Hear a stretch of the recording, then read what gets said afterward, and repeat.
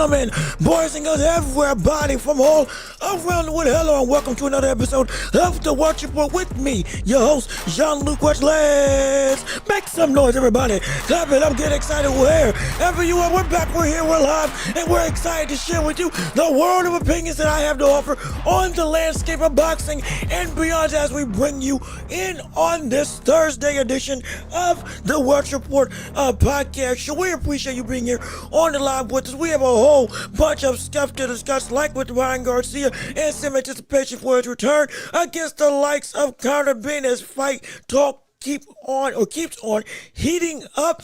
Drama and jabs at each other continues to arise as an anticipated bout. We don't have a date yet, we have a date, but we're still kind of iffy on if that fight would actually occur. I do believe it will indeed happen, but we got that fight set for later on in the year, and some talks with Ryan Garcia under the regime of training with the team of Benavidez and the elements to his game that he's added, wanted to ask whether or not he is on a different playing field where the potential caliber of talent that can beat him, we have to recalibrate a little bit and say he may be a tougher out for a whole host of people than we may have realized. All that as well as with Jerome Boots Ennis versus Zayas happening on June 27th this month. Yes, indeed, we're still gearing up for what should be seen as a crowning moment for one of the fastest rising stars in all of boxing if he can accomplish becoming a unified champion, beating the likes of Zayas. We're going to talk more about that fight, and also with some HANEY and SHAKUR news, jabs, and potential questions that we now have to ask in regards to their fight against each other, now potentially happening at 144. Will it happen? Won't it happen? Why isn't this even being brought up? Is this all just more hearsay and just, I want to say, vain speaking going on between the two parties, as we're still all confused as to what's actually the deal between SHAKUR and HANEY for if this fight's actually going to happen or not. All that and more we're going to discuss right here on this show with you today, and we appreciate you joining in on our humble abode of a community. And if you haven't already, go ahead and leave a like on the video while you're here. Hey, come on, be a part of building this show up, making it great by leaving a like. One like makes a world of difference to help make this show bigger, better, and stronger, all for your viewing and listening pleasure, and to help us to reach the masses all across the globe. Also, be sure to subscribe to the channel and come join the empire. That's right, be a part of the hottest show in all of the globe and join in our community. Subscribe to the channel so you can be a part of what we got going on right here on our show every Tuesday, Thursday, and Friday afternoon. We're here talking boxing and beyond with you all, giving you some entertainment, fun, excitement, some laughs, and all around good times, good vibes, and some good entertainment to take you through the day. Also, if you would, please be sure hit the notification bell so you know whenever we post right here on YouTube. And please, if you can't support the channel, we got Cash App, PayPal, links down below in the description. We're like PBS, we're funded by viewers like you. So if you can't support this channel, either through those means on the screen or catch the super chat, super gift stickers, and anything of the like down in by the chat box, we would appreciate it oh so much. Helps me to pay the bills and helps us to go through and edify this show and make it bigger, better, and stronger for your viewing and listening pleasure. And please do the most important thing on this show, which is to share the show with everybody that you know so we can continue to keep on building up this empire together, all with you and your support. We are growing into a national, nay, a global conglomerate of entertainment and a foundation of structured investment that I know you all want to be a part of. So please keep on telling people about the show. We need you to help us grow wherever you are, in your car, on your job, at your work, whether you're in the UK, whether you're in the US, India, Africa, I don't care where. Everybody needs to know that we are the place to be for all the happenings involving the world of sports and beyond. So we can't wait to see you all today, and we're happy to be here with you all. Please keep on chatting your thoughts and responses on whatever we talk about on today's episode, so you can have your voice be seen and heard for the masses to witness and enjoy. And hey, let's have a great show. It's time to talk boxing. It's time to talk sports, and it's time to step into the ring. Let's get it started. Yes, sir. Come on. Let's get it popping. It's time to shine on our show on the Welch Report. And be clear, we had a whole host of Vietnam. Granted, we don't know where our main things are NBA, NFL, and boxing for the majority, with boxing being the main focus. But right now, we in the magnum opus of a slew of events going on around the globe, like with the World Cup that's happening right now in the U.S. Yes, indeed, it's here. It's the global game.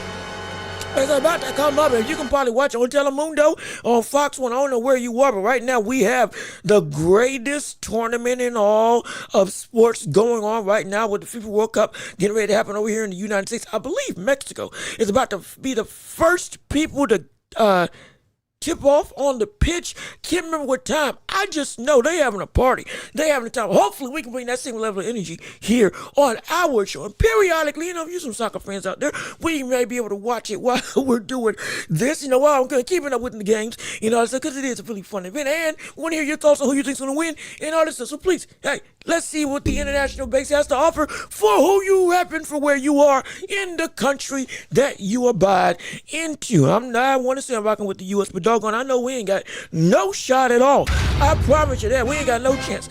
I'm just glad that we here.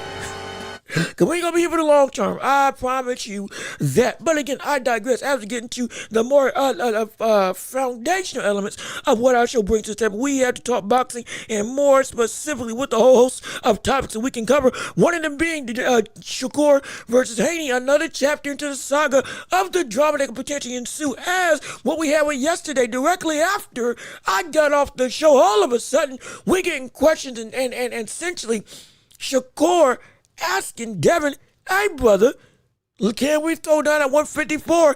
And if I do come down at 154, will we get this fight done? That's the new issue. That's the new abiding, essentially, that's the new abiding chapter that has enthralled the populace on the boxing landscape, because now what would look like to be a potential out-of-reach situation, and everybody's saying we got here, there, and everywhere debates and conversation of what's it going to take to have this fight, who's ducking who, all this smoke that potentially is being avoided by all parties involved, depending on who you may ask. And now we're getting some potential compromise, at least on the surface level of conversation when we come to the world of boxing. Because now the opportunity to have a fight at 144, is indeed on the table, and this could be the very thing that may just seal the deal for getting this fight with Devin Haney and SHAKUR actually going down for the titles, which we were all saying we may just see SHAKUR stay at 140 and everything is just going to be, the book's going to close. Devin Haney with Zuffa, if this deal is true, he's going to probably fight somebody that ain't going to be all that great, and it's going to be, oh no, woe is me, here we go again with another bum type of fight for a fight that we wanted to see take on a whole bunch of challenges. Not saying he hasn't taken on a whole bunch of challenges. I digress. Now, we got this new wrinkle into the equation. That's what, not yesterday, 2 days ago. Now we can have this new regime of conversation, as you see with the Ring Magazine and the tweets that they are compiled together, thankfully. So I ain't got to do so much work. You can clearly see now there's potential some compromise. SHAKUR over to social media going at Devin Haney, not at, but essentially saying to Devin Haney, 144 is fair for two champions in two separate weight classes. Floyd and Canelo made one of the biggest fights ever happen at a catchweight. If you seriously wanted to fight, it would be easy to make. You fought Jose Ramirez at that weight 2 fights ago. Oh my, somebody try to lay the gauntlet down. Well, this is a very compelling argument. Now over to what we saw when it came to Devin's response. If I come to 144, we have a fight, ? Asking Devin Haney over Twitter, or X, whatever you want to call it, on social media, as SHAKUR simply says at the end, yes, we got ourselves a fight. So it looks to be that's the compromise that can go and change the landscape of all these conversations of what can or cannot happen in this fight. Now, again, we don't want to beat a dead horse with the conversation of will they, won't they, all this potential drama and concern and confusing elements of what indeed is going to happen. We care about the fight itself. We care about whether or not they're going to step into the ring, and we care about who's going to win. That's the big kahuna. Don't try to deal with a whole bunch of outside drama. But now with this on the table, 144 now being thrown down legitimately by Shakur as if this is a great way to make it. And Devin Haney saying, if I do this, you're going to make it happen. This, we finally get it. And it wouldn't make sense. Jose Ramirez versus Devin Haney was at a catchweight. And he still came in huge for that fight, 2 fights to go before his fight, ultimately against Brian Norman Jr. at 147. We have also heard people over social media, and in fact, even Shakur himself, in regards to this conversation, had some things to say in regards to Devin Haney staying at 147 for longer than people may think because he ain't moving up to 154, at least in Shakur's own eyes. So now that brings up an even more drastic situation of not only does Shakur think he has time, but also this fight at that catchweight is well and good, a whole lot more feasible. And if you don't believe me, I'll let Shakur tell you himself on his interview recently with the likes of Andre Ward, on what's that show called? What's that? I don't forgot what the show called. On Andre Ward's podcast. I can't remember the name of the episode. I do apologize. But The Art of War, that's what it was, on the platform of All the Smoke. Want to make sure I give credit where credit is due. But either way, this is what Shakur had to say about Devin Haney being able to fight at 147 and him having time and the ability to make this fight happen. Just trying to make sure that you all can see it correctly because I want to make sure I'm not just playing empty audio. There we go. Okay, y'all can see it. Here it is. Shakur Stevenson talking about Devin Haney being able to fight at 147. I don't see Devin getting past 147 pounds. I don't see him going to 154. He could say whatever it is, but like, I don't see him getting in the ring with no boots. Like, I don't see that. So if that's the case, I got time to get to that 147. I don't see Devin getting past 147 pounds. So again, I forgot the clip was on 16 seconds, but you get the gist of it. You didn't see Devin Haney going past 147. 154 against Boots Ennis, like he said, was something that most likely is not in the immediate equation. Now, we've talked about this on our show. I truly feel Devin Haney can go up to 147 if he so chose. If it was on his mind, or you can fight at 147. I have said this on multiple occasions. Devin Haney is a big dude. Devin Haney is a huge athlete. Devin Haney is a big kid. You can't even call him a kid anymore. Now, but it's a grown man now because he's grown into his full manhood of body and maturity, now evolving into a real solid puncher with backing the physical attributes that he's always had in his arsenal. So I disagree with Shakur there. But what I do agree with is the fact that he ain't going to move out there no time soon. Most likely he's going to stay at 147. Most likely.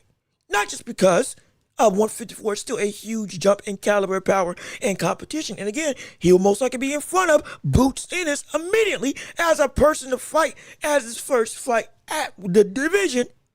Bet your Boots is a champion by the time he does indeed move out there and stay. That's point number one. It's going to take his time. Number two, also, he's got business to handle at 154. Again, Ryan Garcia is still prominent and poignant in the caliber of competition that everybody wants to see against those two. Ultimately, that rematch is still one of the biggest fights that we can see Devin Haney have. That is one of the two biggest types of fights that's one of the two biggest fights, period, that we can see Devin Haney have. Him versus Ryan Garcia or him versus Shakur Stevenson. If you want to throw him versus Keyshawn Davis, cool. We can throw that. He's got 3 big fights he can have up there. Ultimately, also, if Brian Norman Jr. becomes a better fighter, like we've seen, potentially sustains that level of elevated excellence and continues to evolve and change as a fighter to get back into the championship picture, to potentially get a rematch with Devin Haney, and potentially get a shot at getting his titles back, well, all of a sudden that may breed some new interest of maybe this is a different man that can bring a better thing to the table. Won't be as big as those other 3 fights I named, but still a significant potential rematch could be in the works if Brian Norman's career pans out accordingly. But I digress. The main thing is he got multiple reasons for why he should stay up there. That does not change, however, The fact of the matter that 154 is feasible for Devin Haney to accomplish. It is. Whether you think it is true or not, it's the reality. He can make 154. He can go down and make that fight. And again, him going on social media and saying, if I come down here, do we have a fight? Yes or no? Knowing how Devin Haney normally works, this could be a clear-cut sign. All right. If that's what it takes, we go in this route. And I can still rehydrate, and it won't be that I'll be disheveled, I'll be in a terrible situation, or I will be so weight drained, because I'll still be, even if it's a 10-pound rehydration clause, I'll still be within my sweet spot of I can get up to 154 and still be just fine. Now, with Shakur saying that he has time to fight Devin Haney, yeah, he's young enough. Absolutely. Sure, he's got time to get up there.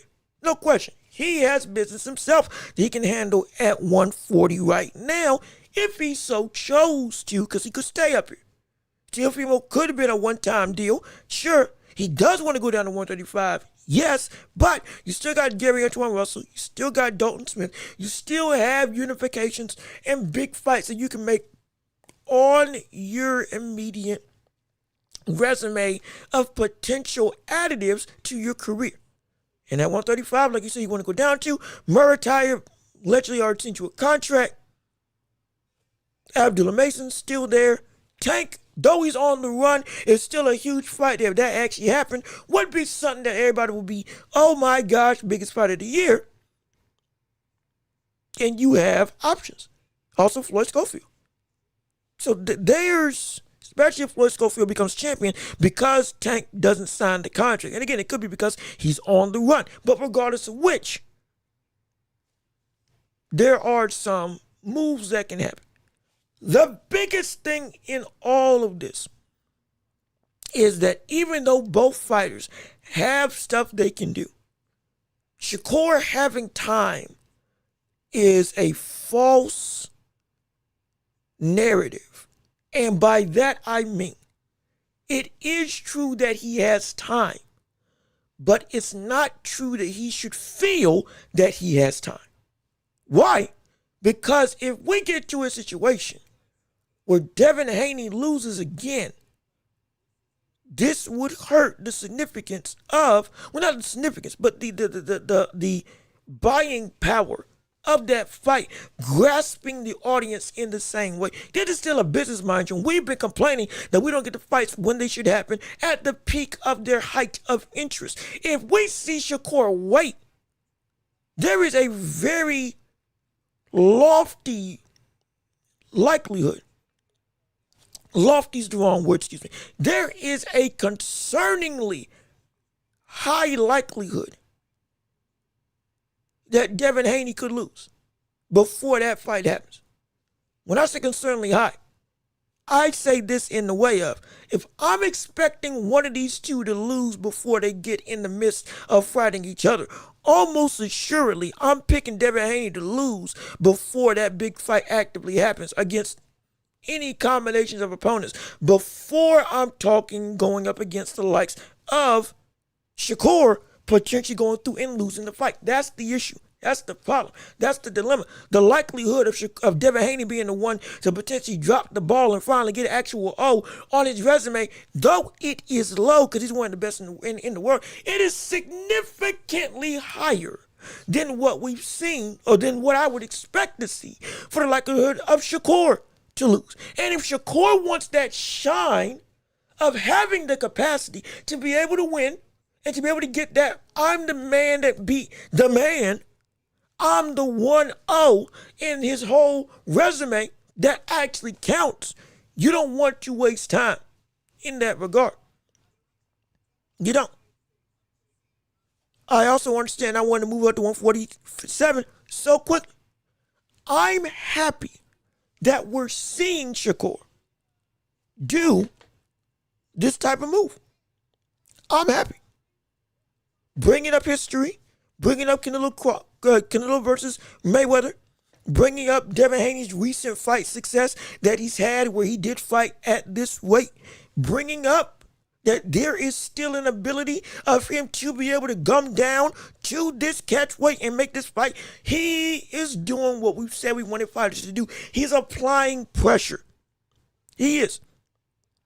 Even amongst the midst of all this drama, all this talk, all this stuff with Devin Haney, still being the one to be like, oh, I'm in control. I'm the guy that's got the deal. I'm the guy that got the $100 million contract. Me and my father, Bill Haney, have been going through and making moves like a businessman to fit our legacy of greatness. And we're getting compensated accordingly with potentially one of the biggest contracts in all of boxing with Zuffa, allegedly. This is great. We run in the world. And we're the one that's running the narrative. We even said on Tuesday, hey, we're scared that it sounds like Shakur may be ducking the smoke. Maybe avoiding the competition. Maybe because he's denying these allegations, because he keeps shooting down that this fight isn't going down and we ain't no talks or nothing, when it seemed like everything else was pointing to the opposite situation. Now, from the standpoint of perspective, he is throwing down the gauntlet and saying, I'll fight you at the same catch weight of the man that we both admired and that you fought before in Floyd. And if you are as great as you are, I know you can make it. You know you can make it, and you know you can take this fight at here. It's fair, reasonable, and we both gonna make bank, and I'm gonna show you that I'm still better than you in the process, and there won't be any excuses that you can have. Applying pressure. Making sure the moment doesn't pass him by. Now the conversation goes back to Devin Haney. The ball's in his court now to what he can do. Now, there's no wrong move for Devin Haney from the standpoint of he's made it clear if he can't get a fight with Shakur, he'll fight Keyshawn Davis. He already has potential fights lined up to make stuff shake. It is not an issue of whether or not we're going to see Devin Haney duck, smoke, or avoid competition, because what we've already seen on the docket of competition, if he doesn't get Shakur, it's still incredibly high. It's still incredibly high. And it's still fights that we wouldn't want to see. It's just now there's a compromise in place. What does he want to do to try to make it happen? And will he try to make it happen? That's the question. That's the concern. That is the dilemma at hand. And that's what Devin Haney's going to have to answer. Because now he asked, like you can see, he asked, if I come down here, will we be able to make this fight? And Shakur said yes, straight up. And so now he's gotten the go-ahead. He has the green light. He's got, at least on paper, the confirmation necessary to say, is this move really worth it? And am I going to be going through another rigmarole? Or is it going to be something substantive? And based on what Shakur is saying, it's going to be something substantive. We're going to make stuff happen. And if so, great. Phenomenal. Stupendous. And it sounds good. Now, in this situation, I'll be completely honest. I would love to see a hypothetical where we get both belts are on the line. 147 title, 140-pound title that Shakur and Devin Haney both have. You win, you get all the belts. Straight up. I would like that as the ultimate capitalization of this potential opportunity. Yeah, that sounds fun to me. I'm serious. That sounds fun to me. That sounds incredible. I don't know who wouldn't like that. I don't know who would not like that. I don't know who wouldn't like that. And if Devin Haney wins, he wouldn't even have to keep the belts. Just drop them. But just to say I took them from you would be huge, would be major, would shut up a whole lot of noise about the potential arguments against Devin Haney to say that he is not a better boxer than Shakur, which I don't think he's a better boxer than Shakur. He's longer, absolutely, but I don't think he's a better boxer. I don't think he's a better technician. I don't think he is a better fighter than the likes of Shakur Stevenson in all regards of this elite of elite caliber of the sweet science when putting them against each other. But if he did win, what would that add to his resume? An immense amount of respect that he already garnered. What would that add to his reputation? A lot of shutting up from doubters and haters about what he is or is not as a fighter based off of what everybody still remembers from that fateful night in, what was it, Las Vegas, somewhere around that way, when we saw Ryan Garcia decimate Devin Haney, the Kingdom Come. Yes, he was on PEDs, but most people, they don't care about that because the biggest thing I keep on seeing going around is just Devin Haney face down, butt up, trying to get off the campus, and everybody pointing and laughing. Still to this day. It still lingers. It would probably close the chapter on that saga of his career in almost as big of a way as if he beat Ryan Garcia outright. Again, that would be the ultimate thing. But to cover a multitude of pitfalls, that would definitely overshadow a lot of the doubt, a lot of the concern, a lot of the detraction. I would be down to see it. And if Shakur beat him, well, not only would that solidify his position as what most people would argue is the best technician in the game, but also would make him a bona fide superstar. When we talk about faces of boxing, he would definitely fit that bill and position to be in the crowning room of who is the face of this sport.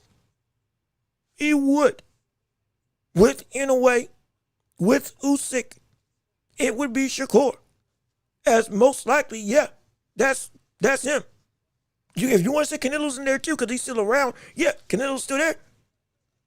And Shakur would all of a sudden be elevated into that room. Now you're in the immediate roulette of conversation. And pound by pound, he would probably move up.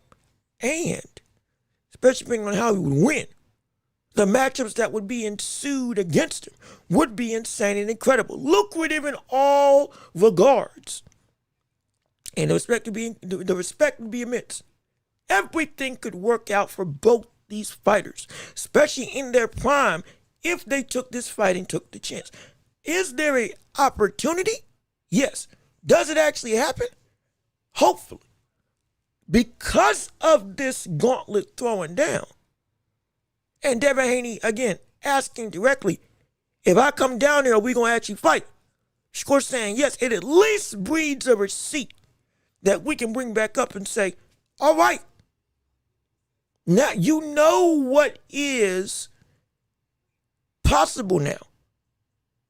If you make a certain move, now the ball's in your court.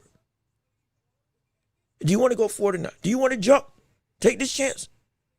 With the amount of position that's on the table, this could be the very thing that's been holding up the negotiations with Zuffa, Devin Haney, and Shakur Stevens. We've been saying they were going to go and something was going to shake, something was going to drop. We've been saying that something was going to get revealed by Dana White and Zuffa for about 2 months now in regards to this fight would happen or would not happen. And it hasn't dropped because something's been the holdup. This could have been the holdup. In fact, actually, no, we know what the holdup is. The holdup has been, we want, in terms of the Haney family, we want Shakur and Keyshawn if we sign with Zuffa. We'll fight Keyshawn Davis, but if we want to make this a done deal, we got to have both. Straight up.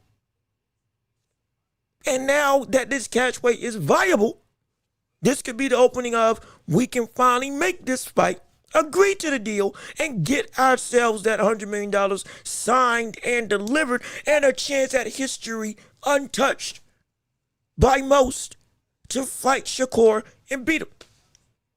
Or for Shakur to fight Devin Haney and beat him. Either way, it's a great situation. It's what we want to see.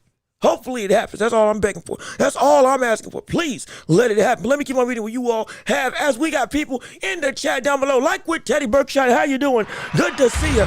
We hope you're having a phenomenal time. We hope you're enjoying our show. And we hope that you are indeed having a great abiding nature here on the Welch Report. Let me see what you have to say. Shakur over Haney all day. I'm not mad at that sentiment. Doesn't matter the weight. What happens if AJ loses to the unknown artist? He hits hard. We're going to talk about Joshua versus Paringa. I am going to bring that up as one of the topics of today. Before we get out here on this show, quick snippet. If he loses to Paringa, well, his career is over. It better be clear. That's the truth. I'm not believing him anymore. That's the most immediate. I'm not believing him anymore in his return to the ring if he loses to Paringa. But we'll address that later on. But I promise you, we're going to touch on that because that's a big thing I want to discuss on today's episode if we had some more time. But let me keep on reading you all's chats. Like with Peel Out, how you doing? Good to see you. We appreciate you on our show. Johnny Blaze as well. Thank you for showing up and showing out and tuning into our show on this Thursday afternoon. Please, if you haven't already, be sure to keep on liking the stream. We got 9 people, 11 people, how many people in the chat? 1 like makes a world of difference to get the public to see what we got going on. We want you to be involved in all regard to the conversation. So keep on chatting, keep on posting your questions, keep on interacting and debating. We want to hear from you, and please keep on liking the stream and sharing the show with everybody that you know. But let me read you all's chats before I continue. Peel Out, you say it's over for the Spurs. That was an absolute meltdown last night. It's okay. They're a young team. They will win multiple rings over the next 10 years. Look, man, hey, look, Peel Out, if you just wait till the championship rounds, I need to go nuclear for just 5 minutes, 5 to 10 minutes. I don't want to. The only reason why I didn't start off the show talking about the Knicks coming back from a finals record-breaking 29 points down to beat the Spurs on a game-winning tip-in by OG Anunoby was because if I started talking about it, we would not have to talk. We would not have time to talk about anything else. So I'm gonna tell you, let me get to the end of the show. Let me cover the rest of the stuff, and then we'll go back to this because that's gonna be a rant. I'm gonna tell y'all right now. I'm gonna tell you right now. That's gonna be a rant. I try to keep it open to discussion. I'm not gonna read no chats. I'm not gonna read nothing. It's gonna be, you keep on, I'll read it after. It's gonna be at least 5 minutes of me just losing my mind. So we're gonna talk about that at the end of the show so I can keep on being substantive. But just know, I'm as hot as I've ever been watching sports, watching my Spurs, because I'm a Spurs fan. I've been a Spurs fan since middle school. Watching my Spurs fumble and implode in one of the most abysmal breakdowns I've ever seen in basketball history. But I digress. We're going to keep on talking through so we don't lose our minds in the moment. Let me see. Johnny Blaze, let me see what you had to say. We all know Shakur gonna duck. Look, I hope not. I really do hope not. Lord knows I hope not. I hope not. I don't want to, because again, be clear, this is what Shakur, with what we saw on social media, he's the one that essentially answered the question, how exactly could this fight happen? By saying, if you come down to 144, we'll make this fight by saying yes, again, over social media. So now, like I said before, we have a receipt to go and say, if you don't do this and Devin Haney accepts, well, we got a problem. Lord knows we hope we don't duck. We hope he doesn't. We really don't. Because this fight has been, since it got announced, the hottest ticket in town. This is the biggest opportunity Shakur's ever had in his career. It is. It is. Without question, this is the biggest opportunity Shakur has ever had in his career. This is bigger than Tio. This is bigger than Jamal Herring. It's bigger than Oscar Valdez. It's bigger than all of them. All of them. This is exactly the types of fights that we used to see Roy Jones Jr. when he fought against James Toney, when he was in his prime for prime, going up against one of the other pound best boxers in the world. This is Sugar Ray Leonard fighting against Roberto Duran, or the Tommy Hearns, or a litany of people that were at the cream of the crop, tip of the top when it comes to the boxing world in his heyday. I'm not comparing Ray Leonard to Shakur skill for skill, or the opponents that Shakur is facing in the realm of Devin Haney to those other greats like Duran and Hearns. I'm saying the position of, at 23, 24 years old, Leonard fought Duran in one of the greatest fights of boxing history. at that sweet spot, not even sweet spot, at that early prime age, he went and had the fight that helped to go and tell the story of his whole career. We want people to take these types of fights when they're available, especially when we know it's so hard to get in position to have these types of fights. And you're in a unique situation where now you hold enough power that you can entice Devin Haney to come back down. And now that he said yes, if you don't take it, or if this opportunity comes your way and you do indeed pass it by because you keep with the sentiment of I have time, well, it's going to be incredibly frustrating. It's going to be incredibly frustrating. We just want to see you thrive and do what we know you can do. All that is in your point of position. All of it. All of that is in your position. You have the significant opportunity to go and shake everything up. You gotta, because now you are in the immediate firing range that you wanted to be in this entire time. If Devin Haney accepts the catch weight of 144, but if he does accept it and then you still go and walk away, well, that flips the whole dichotomy of this whole conversation. Now, you look like you wanted to avoid the smoke. I'm not wanting, again, we try not to call people ducks nearly as fervently as we used to because we're trying to be more responsible. But that would be undeniable if that did happen. That's why this is so significant. Devin and Shakur can happen now. It's right there potentially. Now that Shakur has answered the call and given a clear-cut description what needs to happen to get the fight done, if it comes true and he still doesn't do it, well, now that is indeed a duck. And that is his fault. And that is inexcusable. And we can't overlook that. And we will not overlook that. I can promise you that.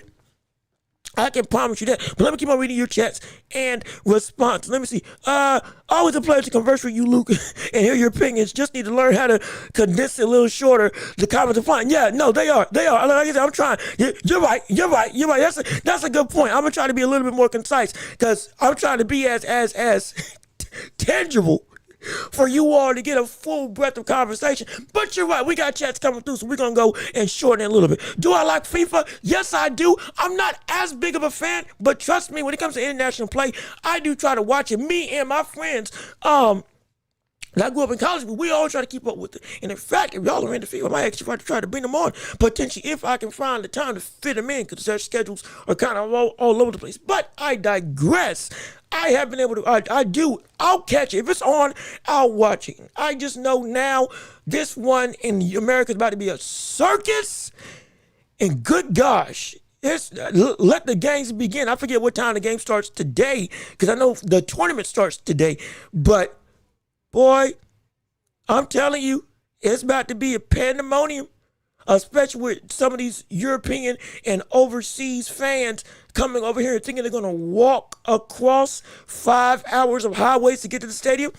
It's going to be a rude awakening for a lot of people. But it's going to be a whole bunch of fun. I promise you that. I can't wait to see it. Let me see. All right, Haney should have no problem accepting the 144 catch weight if there's no rehydration clause.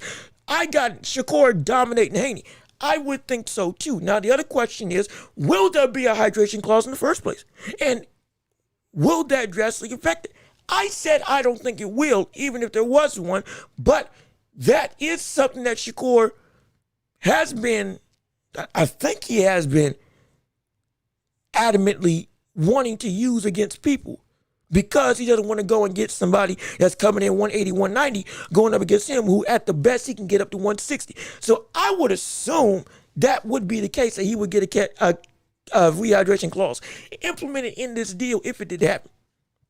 I don't think it would affect Devin Haney that much, but again, if that might be a deal breaker for Devin Haney. It could be a deal breaker for the likes of Devin Haney if he says, we ain't rocking like that because I am the bigger star. Even though I think Shakur is the bigger star, he's going to hold that position. I'm the man that you're trying to get up to fight. So I'm making a demand. It could be something like that. Let me see. My two favorite teams at it again. David Robinson, my favorite player, and Sweet, my favorite guard. Oh, yeah, with the Knicks. Let me tell you something. Look, save it to the end of the show. I got a lot of stuff I want to say about the Knicks and Spurs. I promise you. But at the end, I'm going to say at the end, it's a career-defining fight for both. It'll establish who's that dude. No, it will. It absolutely will. It absolutely will. Also, before I continue, MS and Sergey, how you doing? Good to see you. We appreciate you coming here. So, Sergey, how you doing? Salute to you. Good to see you. We hope all of you are having a great time on our show today on this Thursday afternoon. MS, I saw your chat and I couldn't click on it before you deleted it. You had asked something and I missed it. And I do apologize. Please come back if you can and add it back in the chat so we can keep on having the discussion and conversation. Because I think it was something actually pretty good that I wanted to address. I just, like I said with Teddy, so nicely advocating that I speed up my conversations along so I can catch what everybody's saying before people lose some interest. So again, we're trying to be better. That's why y'all are here, because we're trying to adjust and adapt and change and make this show more entertaining and investing for you all to witness. So I'm all for criticism, because I try to make it constructive and turn it into something better for the show. But we appreciate you all here, and please keep on liking the stream and keep on sharing the show. Shameless plugs, I don't care. We need this because we need you to help build this show up, because we wouldn't be nothing without you all here. So we would love if you could tell everybody that you know what we got going on this show. But in terms of establishing a career-defining cornerstone for each of their careers, this is significant. This is more than significant. The reason why I want this fight more than anything is because this fight can change the course of the legacies of both of them, elevating each to a pedestal that, if they won this, would reach them into not just Hall of Fame level acclamations, but also open the door for the potential of all-time great status in the greater pantheon of divisions in boxing as a whole. I'm serious. That's how significant this is, because you need these types of fights to go and open up that window to say you have permission to make an attempt to become a GOAT. Wins like these and fights like these, win, lose, or draw, they don't necessarily make you the GOAT of something outright. But without them, you don't have access to open that door to take a chance at it. You need these types of fights to get a chance to get in that door, or else you'll be denied. Because even as great as your career is, like I said, there's some fights that are non-negotiables. And this fight, I'm not saying it's a non-negotiable or a negotiable for each of their careers, but I'm telling you it's significant enough that there's going to be a lot of people that say this could have happened and this should have been a non-negotiable fight for both of them. And if it don't happen, some level of legacy is going to be lost in some people's eyes. It's very important, in my opinion, especially with it being almost tantalizingly close within our grasp. We get this fight now, because if we don't, I'm telling you, I'm not saying it's going to end everything, but the door to get to the door of GOAT caliber at the end of your career could potentially be harder to open in the future because of what you didn't do earlier in the past. And this fight could be, for both of them, could be an initial pick to help expedite that process of, with everything else that you're going to do in the future of your career, along with this that you did early. Okay, we can talk about you in a way of greatness further or closer into the future of your career because of what you did early. That's the thing. That's what I want to see. And so hopefully we do indeed get it happening. Let me keep on reading you all's chat. So, you got Ennis stopping Zayas. That's actually a great way to go into the next topic of discussion with Zayas and Boots Ennis, as we have many people that are still talking about this fight as we are getting ready for Zayas versus Boots taking on each other at the end. I don't know why I got this as a week, but at the end, by the end of the month, June 27th, it's going down for the Unified Championship. Do I have them beating or stopping Zayas? Yes, I do. Yes, I do. Is it going to be potentially more significant, more difficult? Yes, I do agree as well. I think Zayas is underrated his ability to take punches on the chin and be able to keep on trucking, ticking, and making a fight well and good, entertaining, and competitive. Just look at what he did against a boss when he got landed on hard shots by a very significant puncher in the likes of a boss and still was able to go and outdog him in a dog fight at the end. He's got a better chin than people may expect. But I think he's still going to get knocked out. I do believe, in my humble opinion. Let me see. MS, salute. I typed in the chat.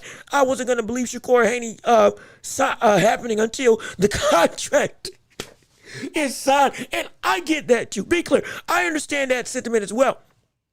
I don't, but most people shouldn't believe that this fight's going to happen unless we get a contract.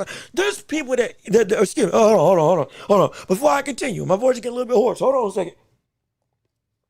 Let me drink my coffee. In fact, I probably shouldn't be drinking coffee every single morning. It's a great pick me up. I'm a coffee connoisseur, at least I'm trying to be. Vanilla cream, sugar, weed, additives, and all that stuff. Try to make it, a real concoction of elegance. I like that. But probably need to start drinking some tea. I probably know, we're going to try to make some better changes. Now, if I get a sponsor, hey, look now. We get a sponsor, somebody out there that does a tea company. A nice vocal cord type of tea.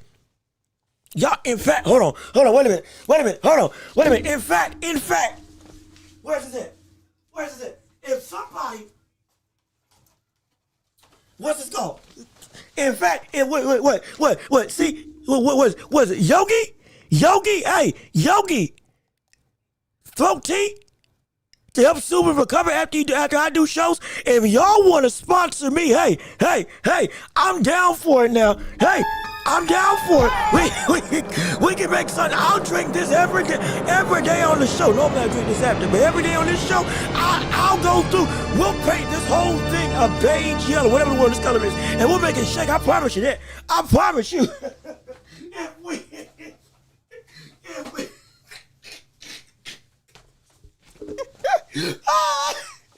Hey, look, I gotta play the game. Somewhere. I gotta show that I'm willing and able to be a spokesman. Oh, look, we gotta pander a little bit. I'm not, I'm kidding. We just having fun. Oh, shoot. We just having fun. But I digress. Let me continue with the show as we keep on going on. What I said, the signing, people don't want to believe until they step into the ring. There's people that have that sentiment. Until they see them throw a punch at each other with the bell ringing, people don't think the fight's going to happen. I get it. I understand. And it's a shame that that's the case because it's an expectation fights are going to fall through. We just had Manny Pacquiao and Floyd Mayweather 2 allegedly fall through, and it's not going to happen no more. Allegedly, it's not going to happen no more. So now we're like, well, this is a common sentiment. We should not be surprised. Now, Floyd and Pac, am I investing in that fight? Absolutely not. Do I care that that's not happening? No, I don't. But still, it's a likely situation that we've seen countless times.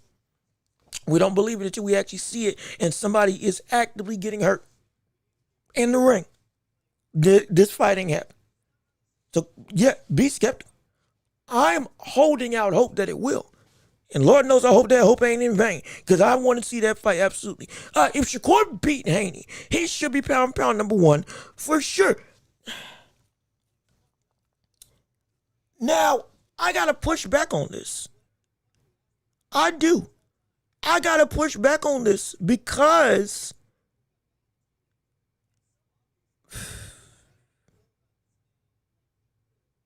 HANEY, what is HANEY ranked? Number 8th in the world right now, pound for pound.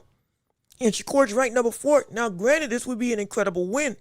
Don't get me wrong, but would that overshadow what we've seen from Benavidez, Bam, and Inoue?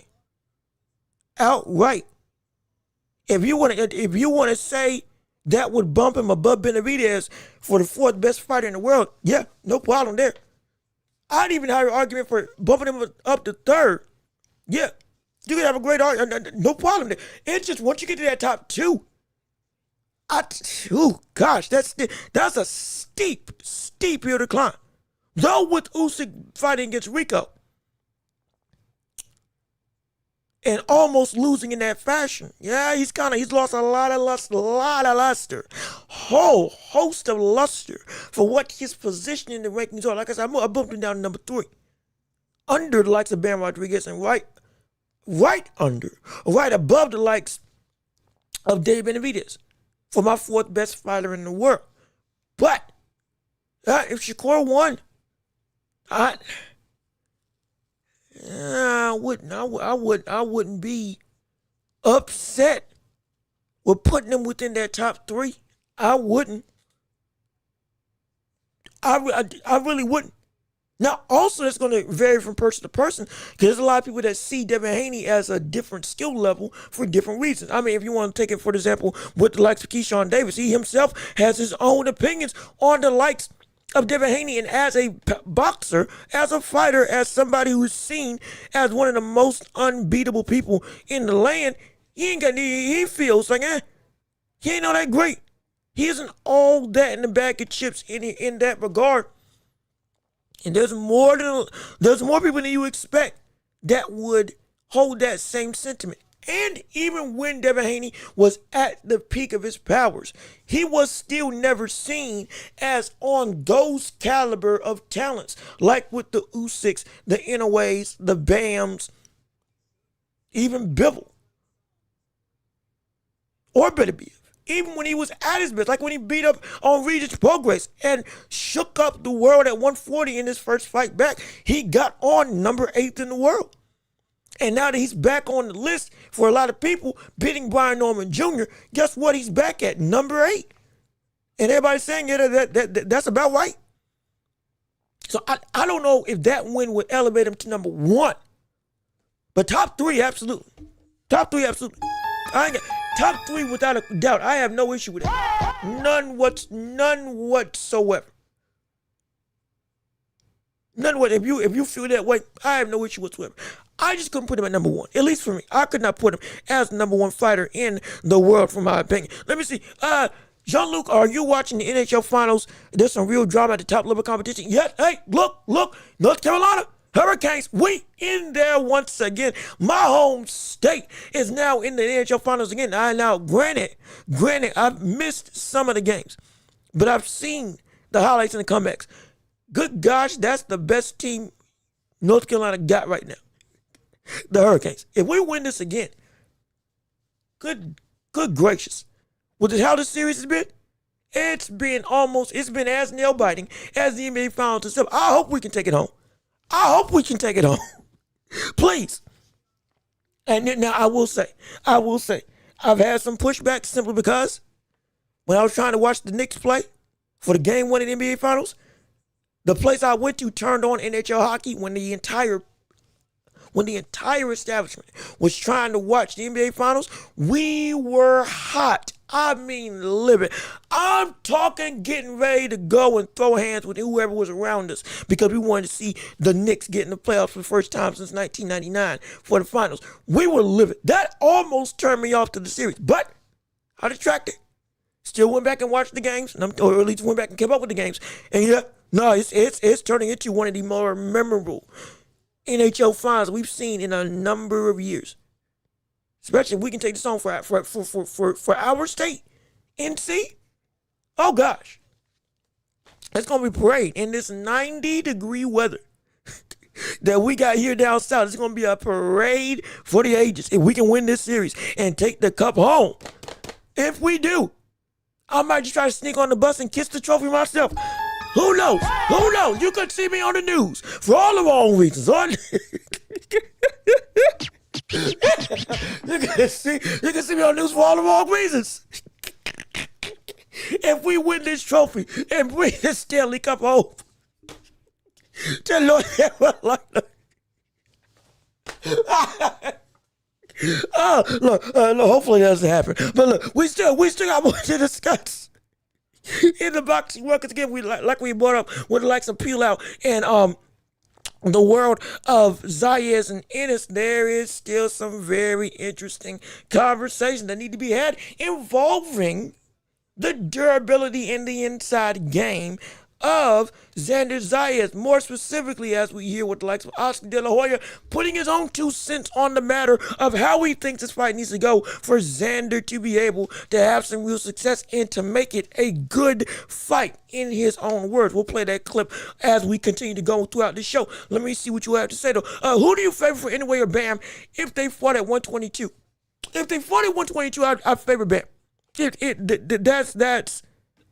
I think that for me that's pretty clear cut. If Bam and Inoue fought at 122, I'm picking Bam to win. I'm picking him to win. Mind you, I think he's a better fighter than Bam Rodriguez and is a better physical force than Bam will be able to handle in the way he's handled the rest of the makeup of 118 and 115. Yeah. I think we'll see Inoue be able to knock out Bam. I do, because Bam takes a whole lot more opportunities to be offensively dominant than what we saw with Jiro Nakatani with that established patience that he showed in their mega fight over in Japan not even a couple of months ago that broke records across the boxing globe.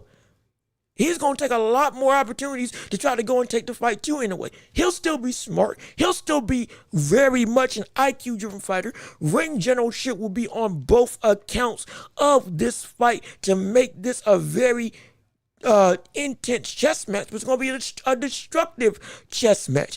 It ain't going to be round 7 or 8. They're going to start throwing real heavy haymakers. It's going to be probably by round 5 or 6. They're going to start going for broke.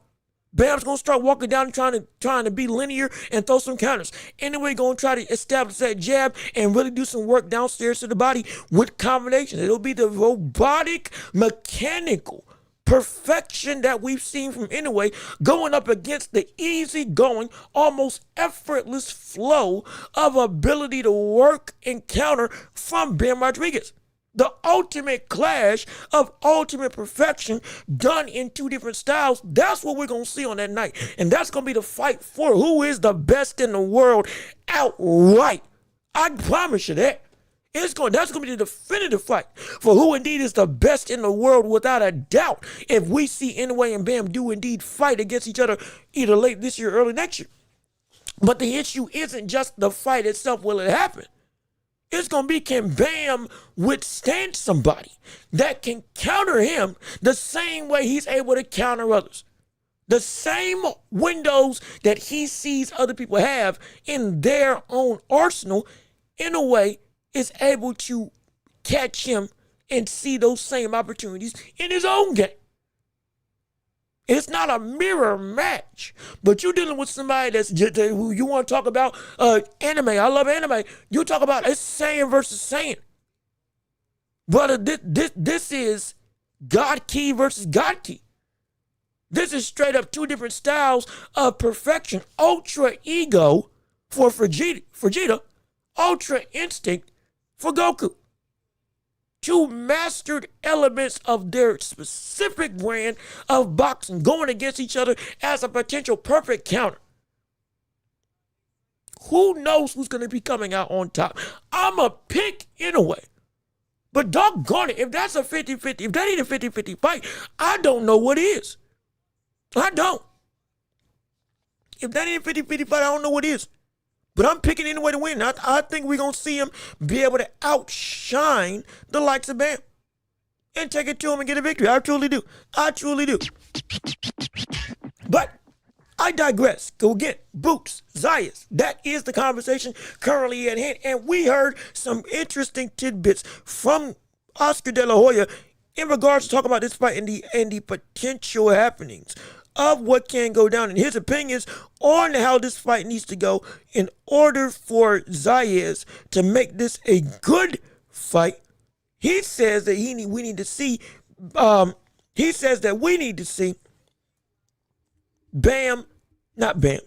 got my words mixed up. My apologies. Oscar De La Hoya says that we need to see Boots be in the pocket, stand and bang, and use that Philly shell to be effective and dominant to go against Boots. to go against Zayas, in order for this fight to be a very competitive affair. And he was trying to say that in a way that made it so that if Boots doesn't run, quote unquote, and actually sits down and fight, this fight can be something that's incredibly entertaining and investing. Because then you can see the heart of Zayas, the will of Zayas, the inside game of Zayas that can go through and be a destructive force of nature. Everybody, if we see Boots really plant his feet and use that Philly shell to try to sit in the pocket with Zayas, we can see a real war. Oscar De La Hoya's words paraphrasing. However, in all honesty, that's kind of a backhanded compliment, because that to me shows if Boots does indeed choose to use his feet, again, he's not going to run, but if he chooses to use his feet, box from the outside, and try to put real work with angles, speed, pot shot scoring, and ring generalship of being able to utilize all facets of that squared circle in a way that Zayas can't keep up with, this fight will not be close. And it'll be quote unquote boring for the fans. Oscar De La Hoya saying that only exacerbates the issue. That the best way to beat Boots, if you're Zayas, is to be the bigger, physically imposing man that forces Boots to have to hold up to your power. Hold up to your durability and be able to do a test of strength like they used to do in the WWF and WWE. When they would lock up, be chest to chest, head to head, wrenching the wrists of each other fighter, trying to see who can put somebody down to one knee. That's the best way, in Oscar's mind, that this fight can be competitive. Going off of his quote. That's not good in my eyes. Really ain't. Because it shows there's a very substantial gap in the ways that we can see Boots win versus Zayas win. If Boots can't, if the best way for Zayas to have a chance to make this a competitive affair is for Boots to not to use one of the better weapons in his arsenal, which is his feet and his speed and ability to be able to fight at range, even as the smaller man in this fight. But I don't think Oscar De La Hoya really wants to see Zayas go toe-to-toe with the likes of Boots. Because if you watch how Zayas fought inside the pocket against the boss, I did give him credit and said he showed a chin. I gave him credit and said he showed not just a whole bunch of heart, but a whole host of legitimate grit to make his presence not just felt, but genuinely have the gall to force the issue and turn this fight within his favor. As you can see again on this video. This is against a boss when he won the titles. Look at this. Look at the real work. Look at the aggression. Look at the fervor. Look at the fire on the inside. Look at the willingness to go and take a punch to give a punch. We love this.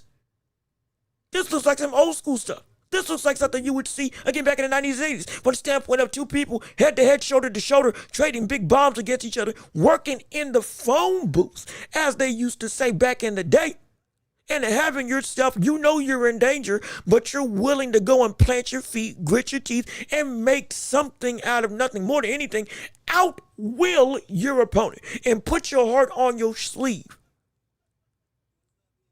and push yourself into a destructive victory and physically overwhelm your opposition by working better on the inside, by having better balance while you're being pushed against, sharper punches and better selection when you're both toe-to-toe with no range to do anything else. Oh, it's a beautiful game. It's a beautiful dance. Beautiful dance of violence, as we say on this show. It is a great pillar to show the magnitude of a fighter. But if you are also watching these clips, there is something significant you need to recognize. How he's getting caught leads me to have a whole host of concern. How you see him getting caught in these clips, how you see him, and real quick, I'm going to go through and try to make this a little bit more substantial. Oh, not that. Hold on. Not that. Hold on. Wait a minute. Hold on now. Wait a second. There we go. Okay. I think that's the better way. Well, that might be a little bit too big. Hold on. Let me go and scale this down just a tad. Hold on. Wait a minute. Just want to make sure we have this. Okay. I think that's where I want it to be. But as I'm talking, don't let my edits dissuade you from what I'm trying to say. Because as you can see, with how we're seeing him get caught in these exchanges, if Boots was in this same window, it would not just be 1-to-1 big shots. It would be 3 to 4 in every one of those exchanges, with Boots also being able to roll and evade after landing, especially with some of the stuff that we see Zayas got caught with. And this is what people say can be the thing to make Zayas be able to win. Sure, the range, the distance, and all that stuff, but being able to push him back, be the bigger fighter, and be the stronger man. This is what some people see as the best way to beat Boots. Because what's been the biggest attraction? Boots gets caught. Boots gets lazy on defense. Boots has been, even though Stanionis showed a vastly better elevation in defense, Boots is vulnerable to be willing to take shots. Trust his chin and his beard too much. Let his ability to absorb punishment be the main overwhelming factor as what he wants to do in order to trade back with something better. Zayas can use that as the bigger fighter in his advantage to go and make Boots suffer. But it's not going to be like that. I strongly don't believe this is going to be what works. Because granted, Boots facing off against somebody that is going to be this relentless. And when it comes to exchanging, yeah, it's going to be interesting. This ain't Ramon Villa. This ain't that. This ain't Stanionis who 1 or 2 punches and then he'll kind of back off and give you a chance to do something. No, Zayas, as you can see, push comes to shove, yeah, he'll elevate that volume. He's a pretty good inside fighter, don't get me wrong. And like you can see, he can take a punch. But this is going to be similar to what we saw when Zerto fought against Benavidez. The openings that would normally land on most for Zayas when it comes to dogging you out and walking you down, that you see here, it's not going to be that way when Boots fights. It's going to be, he's going to get tagged a lot within this range in a way that's going to make it exciting. But it's gonna make it a quick night. It's gonna make it a quick night. I promise you. I can guarantee you. It's gonna make it a very quick night if this is the type of fighting style that Zayas does indeed try to implement in this fight, because he wants to be the bigger fighter and take away the advantage of the feet of Boots. Or if Boots just goes and straight up says we're gonna dog it out. It's gonna be exciting. But it's going to be quick, because he can't, that is going to take him out. The punishment is going to overtake him, and it's eventually put him down and put him out, I promise you. Let me see. Let me come read you all's chats. Boots doesn't perform well under pressure. Zaya is going to bring it to him. It'll be a close fight. I don't think Boots underperforms under pressure. I think Boots underperforms, or rather struggles, with elusiveness. The biggest thing has never been, somebody's out dogging or outworking Jaron Ennis. The biggest thing against Ennis has always been somebody is consistently making him have to work to land the shots that he wants to land. He can get out the way of stuff, but then when he tries to counter and land something significant, he misses. Sugar John. Both situations. Avanesian, when he was smothering and making it physical on Boots Ennis, Boots wasn't missing wildly or, oh my gosh, oh, this is terrible. He was annoyed more than anything that somebody was just able to go and land something. Stanionis tried to apply pressure, and we saw Boots was able to go and block most of the offense, evade and get out the way, counter and move around, and then also take it to him, even when Stanionis tried to put his foot on the gas. Yes, the dimensions of Zayas is different. He's a bigger fighter. He is a longer fighter. He is a more physically imposing fighter. He can go and land bigger punches from more ranges than other opponents we've seen Boots face off against. All that is true. Doesn't change though. The issue of execution, or lack thereof, from Boots has never been because the pressure of a fighter has been too much. It's been the elusiveness of a fighter that's been too much, or rather has been frustrating for Boots to handle. Zayas does not fall into that category. If he did, this fight would be a whole lot more interesting. But he doesn't. Now, that one clip is not the all-in-all game plan or ability of what Zayas can fight like. Be clear. Be clear. Be very clear.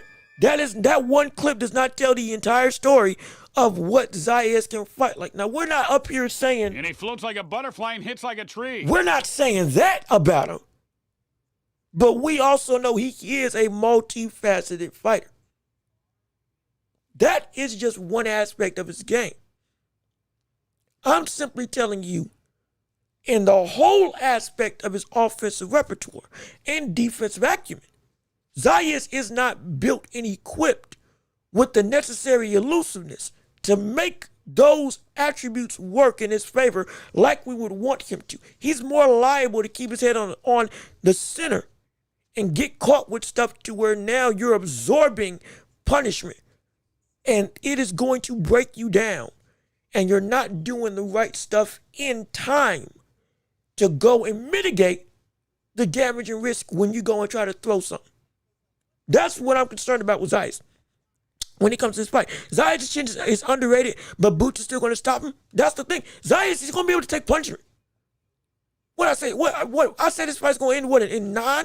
I think I either said in 9 or 7. And don't be surprised if it's 5. But I think I said either round 9 or round 7, he's going to get a knockout. He's going to absorb a whole cacophony of real punishment because he's got a better chin than people want to talk about.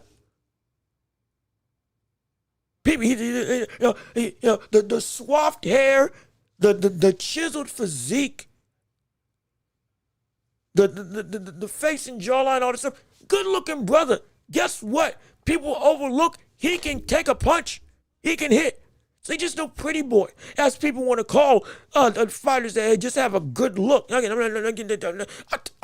don't care what y'all say. We say the same thing for Ryan Garcia. That's part of the reason why he's so popular. But we're saying when it comes to Zayas, that look of a pretty boy normally overshadows this brother ain't that tough. That's the normal sentiment, excuse me. But that just ain't true. Zayas may look the part of somebody who can be a darling in boxing, just like with Ryan Garcia, but don't let that look sway you. This guy can take a punch. This brother's tough. Zayas is tough. He's going to be able to be, and he's going to need to be tough to fight against Boots Ennis. Boots may be dealing with somebody that can absorb punishment in a way that other opponents just haven't. On par with likes of Villa up until Villa got knocked out.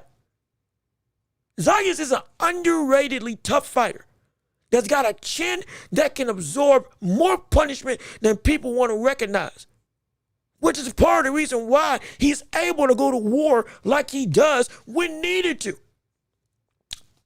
Even with that being said, though, he's still getting stopped. He's still getting stopped. The chin would just elongate the process. But it's going to happen regardless. But we're going to see that Zayas, he's going to take a whole bunch of punishment most likely. Most likely. Because of that lack of defensive elusiveness. But he's going to withstand more than we expect. I promise you. Fight's going to be tough because Boots is going to be like, Probably, hey man, I'm surprised this brother ain't down yet. What's going on? And he still is trying to amp up his game. Even if Zayas loses this fight, which again, he could win, but if he loses this fight, he gonna gain some respect for some people. This fight's gonna get him some respect. Because people gonna see this man, he ain't no quitter. They gonna see, regardless of how the fight goes, they gonna see this brother, he ain't just some name. He ain't just young. This cat, he's legit. I'm telling you, he's legit. He's tough. He really is tough. Let me see. Zen doesn't roll with punches like Boot does. He doesn't. He doesn't. He doesn't. Now again, he is a tall fighter, but he doesn't get low and get under the shots. And oftentimes he leaves himself open, even on that inside to get caught with some serious heavy metal. If for real, that can go and shake him up in a very bad way. That's why I'm saying with Boots, it's going to be, he going to need a chin. Because if that defensive lack of elusiveness betrays him, best thing going to need to do is be able to stand up and keep on trucking, because it can get bad. Let me see. Gotta rewatch Boots versus Karin. Boots' game plan stalled. Yeah, no, it did. Go rewatch both of them. Both fights were completely different. The first fight, Boots versus Karin was moving, jabbing, and working and making a miss by using his feet and moving backwards in the ring. He wasn't running. He was legitimately boxing and trying to counter. That was the first fight. Second fight, he went through, stood his ground, got in the pocket with him, and used upper body movement, Philly shell blocking, to stand in the pocket. And like I had said for the first fight with Boots against Karin, do more offensive work. Plant your feet a little bit more and let your hands go when Boots is in range instead of being oh so elusive. And he had even more offensive success, in my opinion, in the second fight. He still lost both fights, but they both were very good performances. With the second one building off of the success of the first one. But in both of them, Boots got frustrated. Because Karin was not easy to hit. He wasn't easy to hit at all. Let me see. I really like Ennis. I'm an Ennis fan, but I know he ain't got stoppage power. The dude has stopped. The dude's Boots has stopped are C-level fighters. They're not all C-level. We can talk about Boots not fighting the better people at 147 and taking too long building up his career. We can talk about that. We can talk about Boots in his having a lack of urgency to elevate his plateau of talent when he was up and coming before the age of what was he 29, 30 now? When he was 25, 26 years old. Though he's had 33 fights in his career, roughly. We can talk about that. When he did step up his competition, though, it was good. When he fought against Stanionis, that was the biggest leap at that point in time.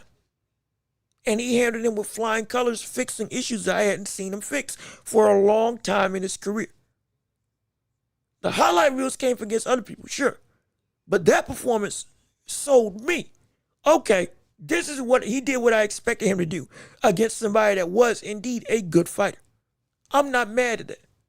That does not mean we're saying he's beaten Shakur or Devin Haney or Canelo Alvarez, as these are the names that he's had on his resume. We're not saying that. I'm not saying that. Nobody should be saying that. Everybody should recognize that Boots Ennis has not faced off against the caliber of talent we've been asking him to do. We've been asking him to fight. He's still not at that grand threshold of, okay, now you're amongst the elite of the elites. To some degree, he has been avoided by people. And to some degree, he has wasted time not fighting those people. But in all degrees, he's got the caliber to do it. This fight is the biggest and hardest fight he would have had at this point in time from the perspective of on-paper talent. I think we can say that's fair. I think that's fair to say, in my humble opinion. Humble. That's fair to say. This is the hardest fight Boots has had in his career. At this point, there's no way we can't say that Zayas is not the biggest challenge, both physically and for a skill versus skill perspective, that Boots ever faced off against. There's no way we can't say that. This would answer the question of, does he belong in the conversation of one of the best talents in the world more than any other fight we've seen him in history, in his career. Calling the other people C-level fighters, though, that isn't true either. We are waiting on him to fight against somebody that is at or close to or above his skill level. This is that point in time. And if he beats this man in Zayas, that will significantly change what people will say about him in the upper echelon of talent at 154 and beyond. Should this make him pound for pound number 5, number 2, number 1, or even number 10? No, it should not. Be very clear. It should not make him pound for pound if he gets this title against Zayas. But it will be the biggest answer to the question of whether or not Boots is worth the talent for talent perception against the rest of the world that I am better or as good as the best that you have right now in the sport. This is going to answer that, at least to give us a concrete, a concrete hinge that we can open up or close, or rather a concrete door that we can definitively say, okay, he deserves to be talked about in this kind of way because of this win, because this is a good win. Even if you say that Zayas is a B-level fighter, that's perfectly fine. He is. That's not bad. He's also oh so young, but he is. Boots has never faced off against a B-level fighter before. And now if he does beat him, well, everything else can open up and turn it into a better expectation of, now we want to see, okay, he can beat a B-level fighter. And now the barometer for what you need to be better than to beat him elevates more and more. If he answers this question of Zayas correctly, that is the importance of this fight. Yes, he still needs to win. Yes, it needs to be a title. Yes, it can be an upset. No question. All of those things are true. The biggest thing more than anything is simply Boots has to answer where his skill level is. Definitively. And if he doesn't answer it correctly, everything that everybody's been saying about him, myself included, would be considered false. True. Or excuse me, no, it would be considered false. A ruse. Completely a lie. But if he does answer it correctly, this doesn't mean that he is pound for pound number 1 or number 3. Don't mean that, like some people are trying to make it. But it would mean that we should be seeing him in the caliber of, okay, this is a top level talent. And it's going to take a real top level talent to take this butt out. He's not perfect, but he is built for the moment, and he's built for this. He needs that, and that's what Zayas is going to be for him. Or rather, that's what Zayas can be for him if he gets this win. Genuinely. But let me keep on reading your chats and responses. He getting stopped unless he starts fighting to survive. Yeah, I think so. Even if he tries to fight to survive, I think he still will get stopped. I think he can. The issue of does Boots at power 154 will always be a question. Though he knocked out Lima, people didn't look at Lima highly, even though he was number 10 in the world, I believe, at that point in time, ranked in the division of super middle super welterweight. But if we're gonna see if he's got power, this fight's gonna answer. We're going to see if Boots got power for real. Zayas is going to be the fight to answer. If he can knock out Zayas, and we just said Zayas has a good chin, Fundora, Ortiz, Boachuk, Everybody else at 154, they are vulnerable to getting stopped as well. This is going to answer where this power can really translate at this division widespread rather than just at a certain level. This fight's going to be that answer. If he can knock out Zayas, the questions of his power should be put to rest. They should be put to rest. Because if you can knock out Zayas, you can knock out anybody at this division. You can knock out Zayas, you can knock out anybody at this division. And that's what Zayas is going to be a great barometer to figure out if he can get that knockout and the win. But we're going to see, only time will tell. Also, Matt Borkson, hold on. How you doing? Good to see you. We appreciate you on our live stream, and thank you for the collectively. Thank you for the $10 super chat. Because when you send 5 back to back, we appreciate it oh so much, and we love and appreciate the support and giving alms to the empire. If anybody else wants to do so, also, you can come through and make it so that you can outgive everybody else and show your love on this channel if you so choose. Only if you can afford it. We take anything possible. We just want you to be able to be enthralled and enjoy the show as we got it going on right here. And please keep on sharing the show as you continue to make this show also special. Let the people know what we got going on. But we thank you, Matt Borkson, for the two $5 super chats on today's episode. And you put in the chat, Xander was a double blue chip prospect and prospect of the year for Top Rank for 2 years straight. He wasn't moved for fun. Top Rank knows talent, which is true. Let me see. I'm just not sold on boots. Seeing and doing are two different things. Xander is the same. They are in the same place in the career-wise already. Okay, wait a minute now. Now, hold on a second.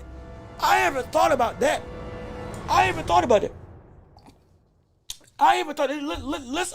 That's something to actually unpack.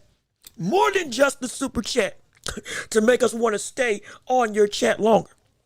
That's actually something really good to unpack. Is Zayas and Boots in the same boat for a lot of people? Because let's look, we just went through what Boots had been talked about as, ain't been proven, ain't fought against an elite fighter. This is first time for a title against somebody that has a widespread level of respect and notoriety for a lot of people with casual and hardcore fans. They want to see what he can do. We've covered the concerns with Boots. But for Zayas, it's been a conversation of this brother, again, prospect of the year, like he said. He's been somebody that's been on the radar for a lot of people.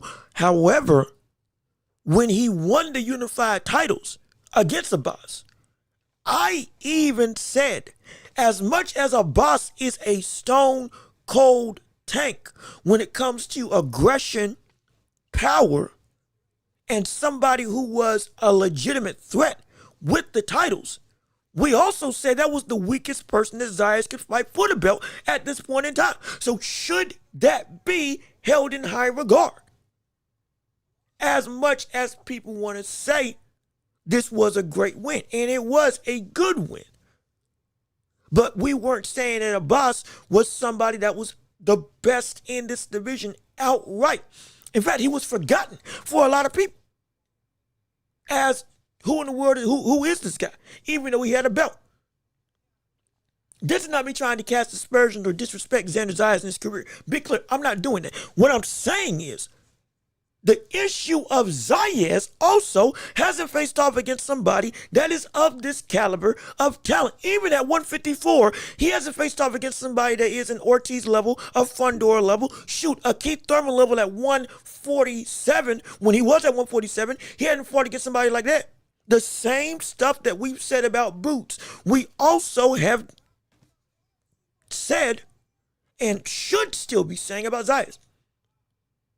Excuse me, I said that wrong. The same stuff that we're saying about Boots being unproven, we should also be saying in some regards about Zayas.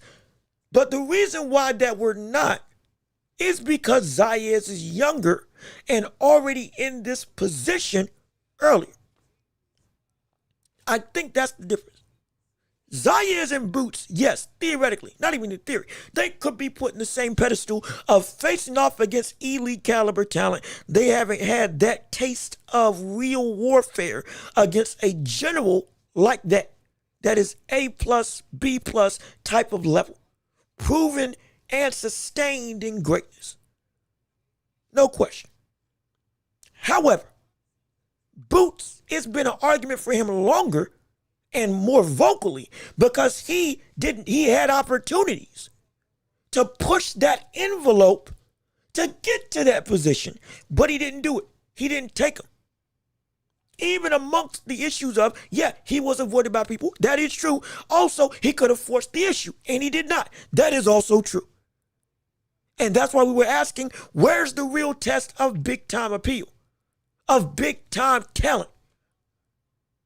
Why aren't you moving up to 154 already when you said after SHAKUR 2, you can't take it down here at 147 anymore because your weight drain? You said that on public television. Zayas has not faced off against an opponent nearly as good as Boots Ennis. However, he also has moved through his career quicker, became unified quicker, and has put himself in calibers of competition at this division that were well and good elevated beyond what the pace of Boots' career was. Because he's only, 23 years old, formerly the youngest champion in boxing today, before Abdullah Mason took that title from him and became the youngest champion in boxing by beating who was that he beat? Who was it? Sam Noakes at 135. Xander moved quicker. Xander fought in his career with some urgency that we wanted Boots to have. So even though he hasn't fought against the same level of caliber of competition, he has been, theoretically, depending on who you ask, in my opinion, I think it's true, he has had a deeper density of immediate championship level talent sooner in his career that has put him at this stage. Again, he's fighting Boots now at 23, 24 years old as the unified champ. When Boots was same position, we didn't see him. I think he had a title, yes, but he wasn't moving like this. That's where the problem is. The position is correct. Both of them are not proven in this elite way. They're going to be the answer for each other when they fight. Where is your skill level? However, Zayas got here way earlier than Boots got there in his career. That's why it's louder for Boots, because Boots is almost 30, finally getting this answer questioned, or finally getting this question answered, You're elite, but how elite are you? Zayas is 23 or 24, getting this question answered. How elite are you? In less fights, in less time, and with the same amount of hardware that Boots had when we wanted to have this question answered for Boots. Unified. That's where I think that's the better way to look at this. Boots is not necessary. Both of them are unproven. But Zayas is testing that proof a whole lot quicker with this fight than Boots at this stage in his career, finally getting that answer for his position in elite status against Zayas. We should have had Boots in this type of fight at the same age that Xander is now, or at least relatively around there. But we're still going Xander's still in that framework of, you could still argue, he's a champion, but we've seen prospects that are older than Zayas, and he's already in a potential division changing fight,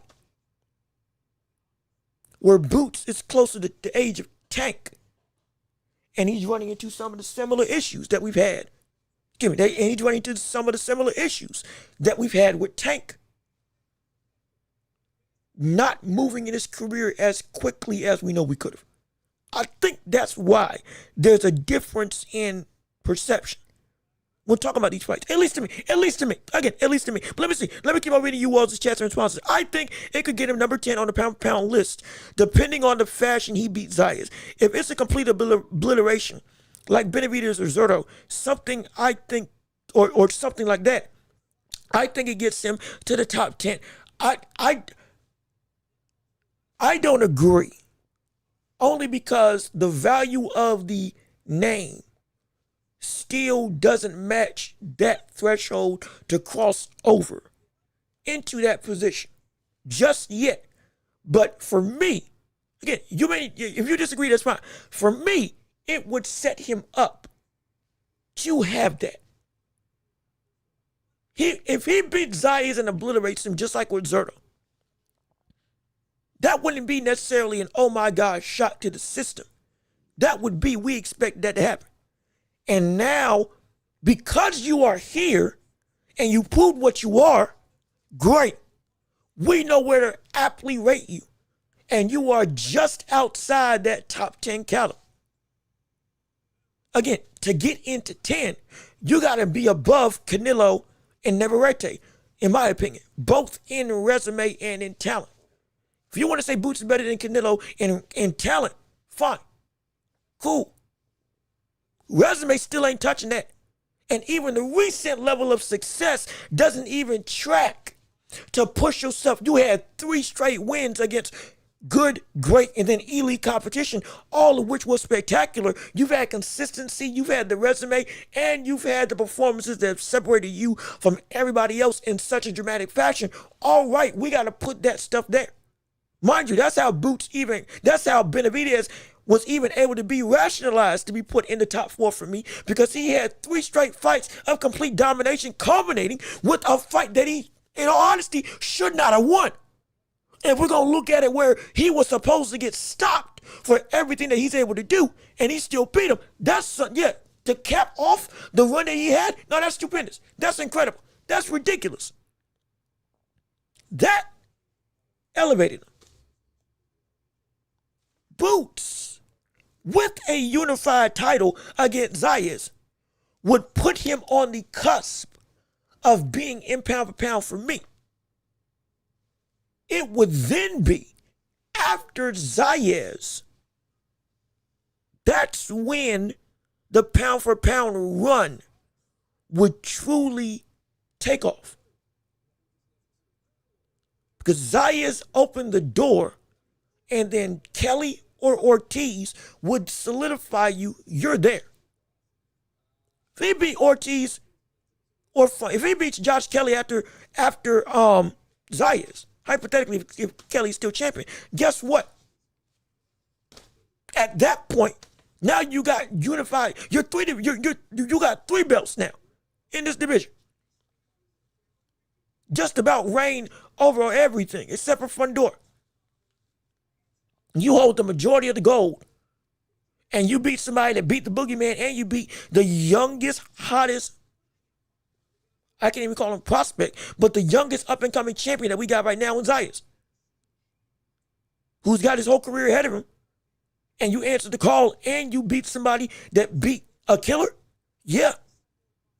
That's top 10 worthy, because the consistency and the performances have been so exponential. He beats Fundora after Zayas, or Ortiz after Zayas. That's 2 back-to-back wins against champions. One of whom is either the interim, but seen as arguably the best in the world at 154 in Ortiz, who's been at least number 1 and number 2 ever since he came into this division. Or Fundora, who currently is the most destructive force that the division has to offer, the 6'5", 80-inch reach, towering inferno of pain and destruction. You beat him after beating, again, formerly the youngest champion in boxing, to get the unified belts, any of those combinations, that puts him above Devin Haney. Most likely. Would I be wrong? The reason why the density of this division is so important is because 2 wins in this division, not 1, but 2 wins in this division can elevate you into a conversation of the best in the world where you would deserve to move somebody out. Because there's killers everywhere here. Every killer ain't the same level, but all of whom got some real respect. Zayas, for me, is not enough to get you to pound for pound top 10, but it sure enough is enough that you add a great win with the top level elite fighter with a win over Zayas. You doggone right, that's pound for pound. At least to me. At least to me. I think that would be deserving. But again, I want to hear your thoughts and opinions. But that's just me. He's right outside the top 10 if he beats Zayas. After Zayas, the next fight, that would put him in top 10 for me. And most likely will be against somebody that is indeed the best of the best. And Lord knows that conversation, boy, that's going to be interesting. Let me see. Legendary Super saying, how you doing? Good to see you. We appreciate you on our show. We love you and we're glad that you're here. Leave a like on the stream. Again, 1 like makes a world of difference for the whole of this show to make it grow and reach people all across the landscape of YouTube and beyond. And we appreciate you all being here so much. And keep on sharing it with everybody that you know. The winner of Zayas and Ennis will simply prove who was more of the real deal than the other. And also salute you as well. And that's definitely gonna be something. And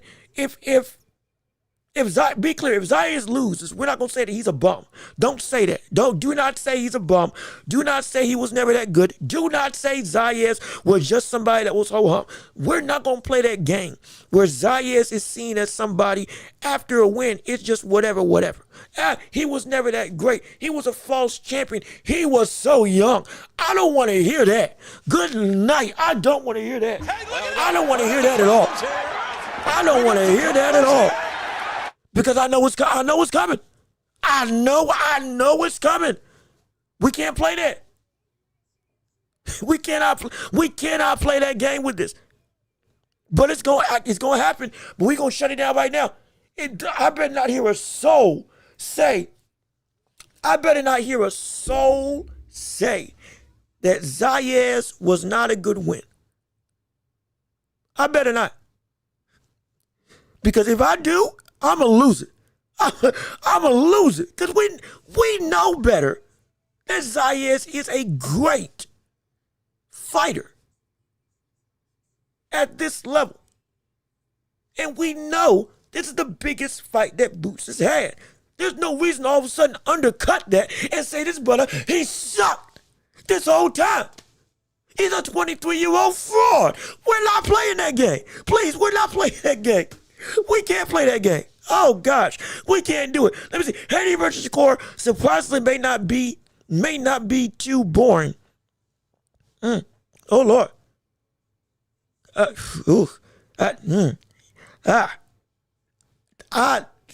You know what? We don't know if the fight's going to happen. I hope you're right. Because I said this before. The fight should happen. My excitement for what that fight could look like, though, it could be bad.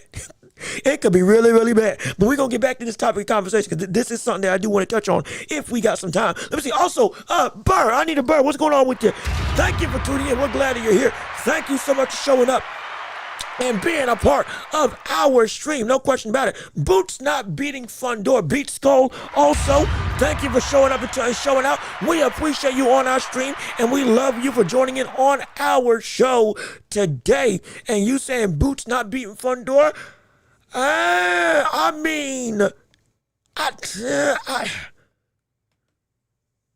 think Boots is a better fighter than Fundor. If Boots fought him, I would pick him to beat Fundor. However, that does not mean that it would be a guarantee because of the dimensions that Fundora brings to the table and what he has elevated himself to. The skills that he's added, they aren't uber elite, but for what he's working with and who he's fighting against, it causes a whole host of problems. Everybody falls into the same Keith Thurman trap. You can't get in on him. He's got quicker hands than you expect. He can actually fight on the inside if you do close the distance, and he got heavy hands. And now he's actually using his jab. What would seem like fundamental things all of a sudden in his tool belt with his frame turn into almost impossible odds. I still think he can beat him. I just know that's gonna be a lot trickier than people may think for if Boots can beat Fundora. If Boots wins all excuse me, if Boots wins all the belts, that puts him on the pound for pound, especially if he beats Fundora for the ring belt. Oh yeah, no, that yes, absolutely, no question, not a doubt in my mind, not a doubt in my mind. That goes without saying. If he gets everything, oh yeah. He's pound for pound.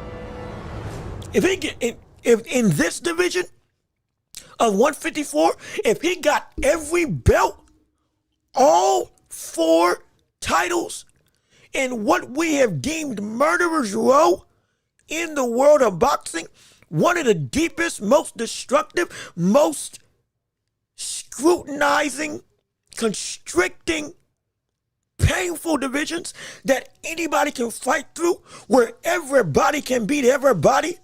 There's no concrete fight that you know is gonna win. You dog from 1 through 12, you doggone right. If he beats this division, he's the best, not the best in the world, but he is indeed pound for pound, without a doubt, without question. That should not be a concern. That anybody that goes through 154, anybody that goes through super welterweight and takes every crown and puts it on his head with Fundora, Kelly, Zayas, we'll even put Ortiz there even though he's not a champion, Ortiz, we're dealing with, that's just the top level names. Just to get to those top level names, you gotta go through Madrimov, Adams, Bowachuk, and now subsequently Jermell Charlo is back. L. Spence is back. The talent level, again, of those two, we're not saying that it's on that same level, but from a on-paper standpoint of notoriety, and you see the depth of there's known people or dangerous people every which way that you turn with the reputation, respect, and a resume, you doggone right. It's difficult. It's hard. And if you can win that and accomplish being the king of this back alley of danger that 154 division is, yeah, you deserve to be pound for pound. I said this straight up. I said this when we were talking about this division without Boots there.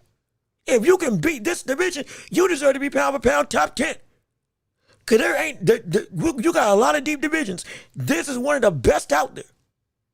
From a top to bottom standpoint, you doggone right if Boots beats everybody here and gets all the belts here, becomes undisputed at 154, Juwan Ennis would be pound for pound without question. Without question. If he did that. Good night, man. Let me see. Shakur's going to Zuffa for Connor. It has to be. Should have been Murataya. So, this is actually a great segue because it seems like Connor and Ryan are going to fight before Shakur versus Conor Ben, though they've thrown jabs at each other. Because most recently we've seen Ryan Garcia talk against the likes of Ryan Garcia and throw some more shots saying, hey, brother, we going to scrap, we going to fight, we're going to go to war, and we're going to go and do some real damage. Push the envelope and really hurt not just you, but hurt everything about you when it comes to making your life miserable. Yeah, you can see right here, as we quickly scroll into picture in picture, you can see Ryan Garcia I'm whooping Conor Ben like he stole something. Don't let the headlines fool you. And then you get Conor Ben saying, I'm about to steal your title, and there's nothing you can do about it. So I think, especially Ryan Garcia consistently saying on about every platform with every major streamer, as well as with Jimmy Kimmel, as well as with Aiden Ross, as well as with, I think, DDG, for those of you in the streaming world, where millions of people literally have seen his face and heard his voice, he's been saying, me and Conor Ben, that's the fight that's going to happen. That is what's going to go down. So I think this is the fight that we will see before anything else. I hope so. Because let me make one thing perfectly clear.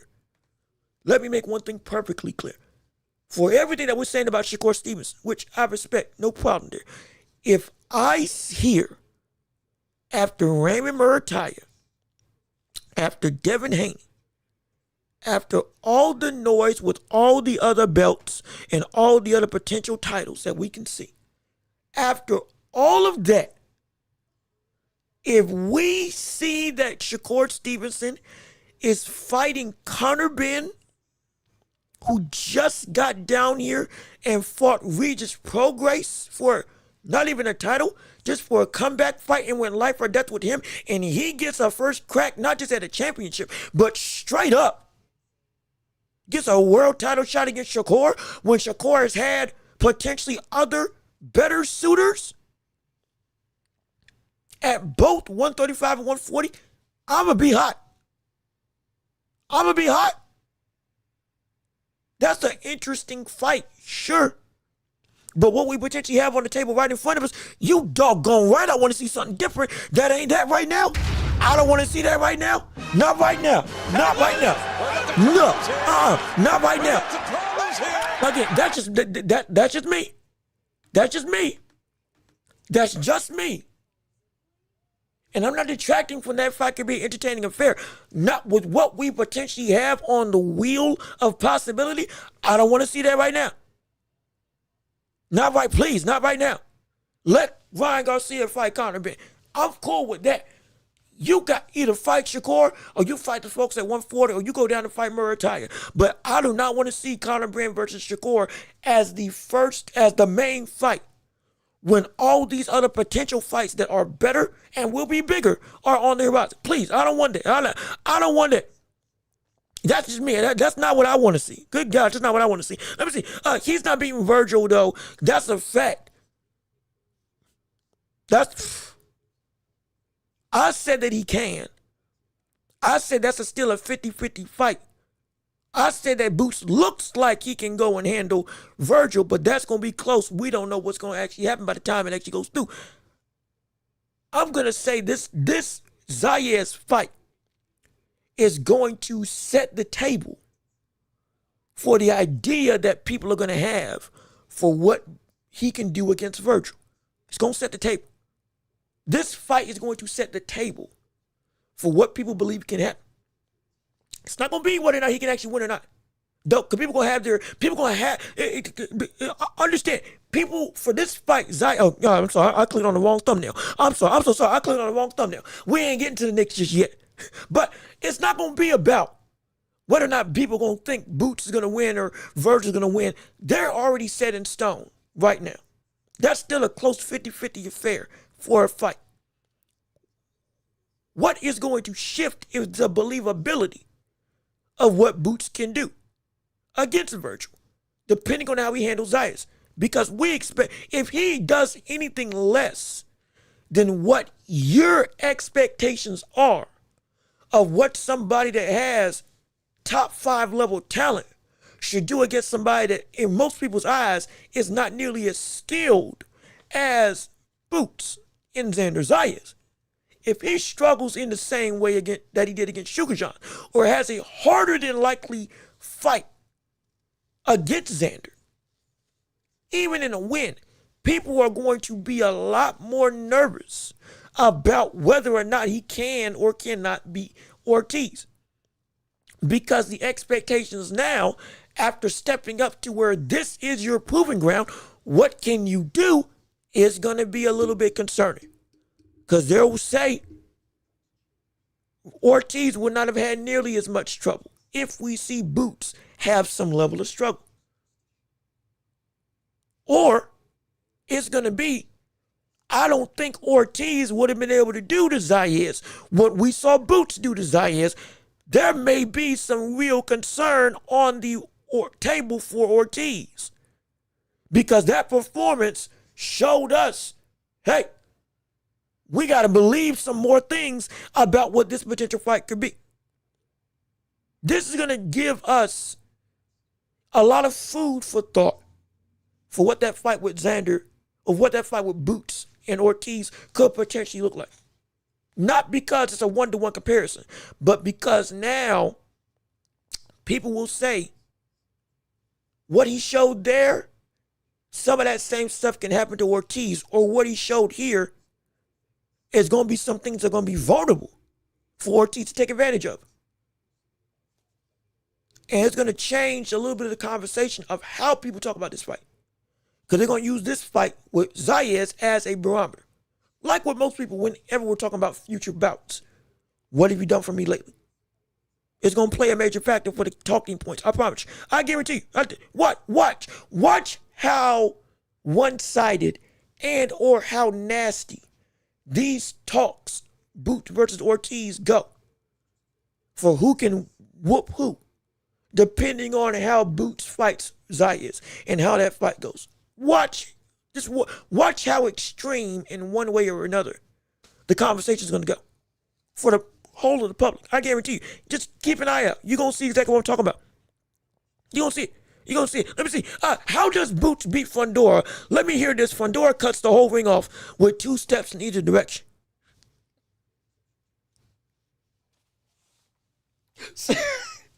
So actually, he cuts the ring off by never leaving the center. He cuts the ring off not by taking 2 steps, by just keeping his stance, because he just has to circle. Y'all know that now. Granted, no, you've heard our feelings about Hulk Hogan, but you know Hulk Hogan when he would pose, do like the and then and then this one. If you go watch SummerSlam, he had one where he posed like this, and then he would turn, and just keep on turning, and then keep on turning, and then keep on turning like that. Or you you would see him like pose like this. That is exactly what Fundora does. Right hand up, left jab out, and then now I'm just tracking you. I'm like a missile. I'm like this is essentially a laser. Laser on my scope. That's what it is. I'm gonna keep I can't remember if it's southpaw or not, for the sake of argument. I'm gonna keep my lead hand out, my right hand up, and I'm gonna just go and it's a laser pointed at you. Because I'm going to just be right here, and I don't got to do nothing but simply turn. And I'm in range. Up, I caught you. Up, I caught you again. Boom. Straight right. That's all he has to do. And the only way to beat him is to get under that jab and anticipate that uppercut coming. Mendoza did it, though Fundora wasn't better than he is now against Mendoza. Or he wasn't as good as he is now when he fought Mendoza. But when Mendoza got around that jab when he was using it and got inside, he was able to hit at Fundora's blind spot coming up and put him out. Fundora's a lot more deliberate now. He can see more of the ring now because he understands how to better use his height. But he still can be vulnerable to getting caught in blind spots if you come in on the inside. Because though he has leverage and he's got great inside work, he does still tend to sometimes keep his hands down when he goes and tries to go and work. And if you can catch him then, when he does try to put work on the inside, now you can be in some trouble. It's not just the big overhand looping thing. You need to be a great head mover to be able to get inside on Fundora. Boots can do that. And you got to be fast enough that if you want to be able to jab to the body and take advantage of that downstairs element of long torso, flooding the basement, to quote Teddy Atlas, you're also going to need some insane level speed to explode, close that gap, and then either stay in the pocket or get safe from when that next punch is coming from this giant of a man. Now, Boots can do that. It's just going to be difficult because now he's fighting against somebody that is, again, the size of Anthony Joshua, with the reach of a Deontay Wilder. You're dealing with somebody with those types of dimensions. It ain't going to be easy, but it's possible because that game plan he's going to be able to do. And also, when he does get there and close that distance, get under the jab, and be able to not let the reach keep him on the outside. You need somebody that's strong enough to be able to stay there and not let Fundora with that leverage be able to manipulate you. Because Fundora's a strong brother, but he's also so tall that he can get leverage on you to control you on that inside range, regardless of how tall you are at 154, because he's so tall, and regardless of how strong you are. If you know anything about leverage, you don't need to be as strong as somebody to have an advantage over somebody if you got the better leverage against them. And that height can do a whole lot of wonders. But if you got enough strength in your legs to stand your ground while you're trying to work on that inside, you can now have some advantages to be balanced and active against Fundora in that pocket. That's when that overhand shot can come. That's when that sneaky shot that we know Keith Thurman wanted to land, now you can actually land it. Because you're in range and you're not going to be pushed off your base to throw that shot with the conviction and force and speed necessary. That's how I think Boots could beat Fundora. It's not going to be easy, but it can happen. It can happen. It can happen. At least to me. Let me see. When Virgil fought Boachuk, he was 21, 1, and 20. With 20 KOs. If Boachuk fights any of a Boots, if Boachuk fights any of a Boots opponents, he sleeps them. That's fair. That's fair. Now, he lost to Adams twice. How good do you view Adams over the rest of Boots' resume? And does somebody fit the bill of being as good as Adams in this division, whether it's standing on or otherwise? And now you can see where those chips may fall. And with Zayas, now, do you think he's better than Adams, who beat Boachuk twice? And now that kind of gives you a gauge of, okay, how would that fight potentially have looked if that skill level is not met, or if it is met, if you're going by that type of situation, sentiment. But I see the logic of what you're coming from. And I wouldn't be mad at seeing Boots versus Boachuk if it did take place. But right now, because those two losses, specifically the one most recent, it's probably going to be a long way. Let me see. I'm sorry, excuse me. I misread 13 KOs, not 22. My apologies. Let me see. I'm trying to make sure I can read everybody's chats. Murtai proved me wrong versus Andy Cruz. Nice to see him versus anyone at 135 and 140. In fact, actually, hold on, we're at the 2-hour mark. Ladies and gentlemen, we're at the 2-hour mark. I just checked my thing. So now we can go and transition over into the world of the championship rounds to cover everything involving the world of boxing and beyond right here on our show. So it's time to work, it's time to shine, and it's time to make this show sublime and let your voice be heard. And have yourself have a day to go and talk about whatever you want to discuss in the realm of boxing and beyond. We talked about Ryan Garcia. We talked about Shakur Stevenson. We talked about Devin Haney. We talked about Boots Ennis. And we still want to talk with you on everything involving the sports world and as well with the NBA if we can get to it. We are going to get to it because I want to be able to rant. Be clear. I'm going to get my rant off because I got some emotions I need to get off my chest now that we're at the tail end of this show. But we got 30 minutes to an hour. We're going to let you all control the whole of this show and talk about everything involving the world of boxing and beyond. And the floor is yours for conversations abounding in this segment of the show. So let's get it started, shall we? Yes, sir. Let's get it going. It's time to shine And to read you all this chats and responses, speaking of Murataya, saying Murataya proved you wrong versus Andy Cruz. Be nice to see him versus anyone at 135 or 140. That would be a great way. That would be great to see him against anybody at 135 or 140. Perfect. I'm assuming staying at 135, Shakur would be the main thing. I would not be mad to see him versus Abdullah Mason right now. Hey now. That's a fight that captures my imagination immensely. I'm serious. If I got to see, if there was any fight to make, that would be a shake-up in not just the division, but a step up in competition. Abdullah Mason going up against Murataya to unify the division at 135 would be an incredible feat to take place for Murataya. No question about that. I would love that.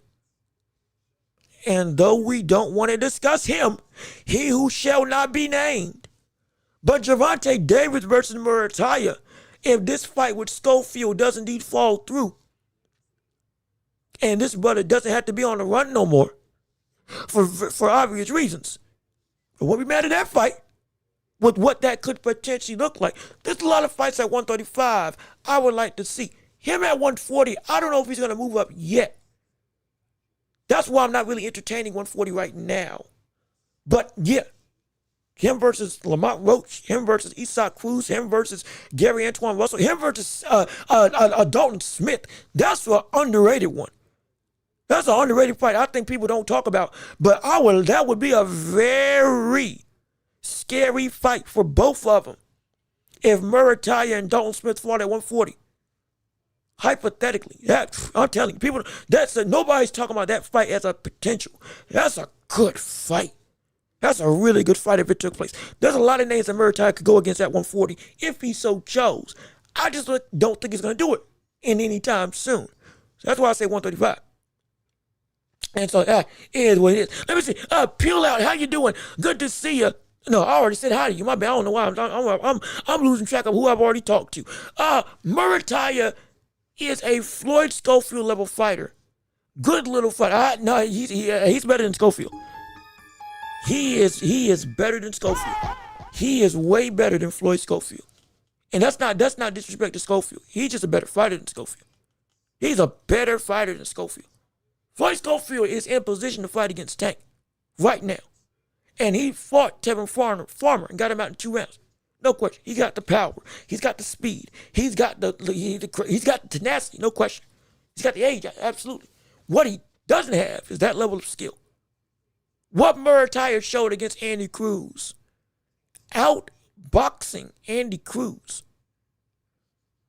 I don't think Schofield could have done that. I think again, they're comparable. They're absolutely comparable. But he's not. I don't think he's a better fighter than Murataya. If we got that fight, great, phenomenal, incredible. But I would pick Murataya to win. Again, for me, I pick Murataya to win. Let me see. I love it though. Boots like fighting with fire, or Boots like fighting in the fire. It's perfect for Virgil. Oh, it is. It is. It's the best way for Virgil to win, but it's also the biggest danger. It is for free. I'm serious.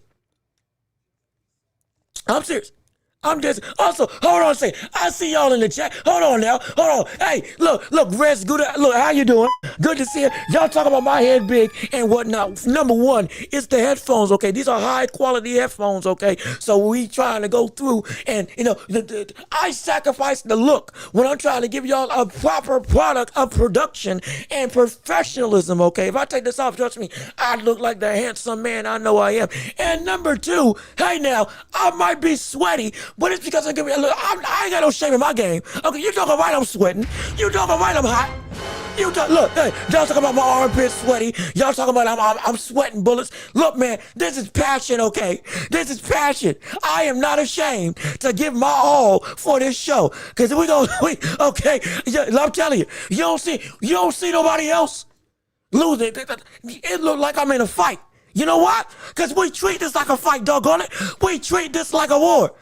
You don't see when you see Boots sweaty armpits and all, y'all, guess what you say? It's good work. That brother trying to make something of himself. When you see Canelo, sweaty shirt, wringing out his socks and whatnot, sweat stuff dripping on the floor everywhere, y'all don't say nothing about that. You know why? Because he's achieving greatness. He's accomplishing, he's trying to make a legacy that stands the test of time. Where's my music? Dang it. This deserves some THQ music. This is about me trying to push the envelope of trying to be something insane.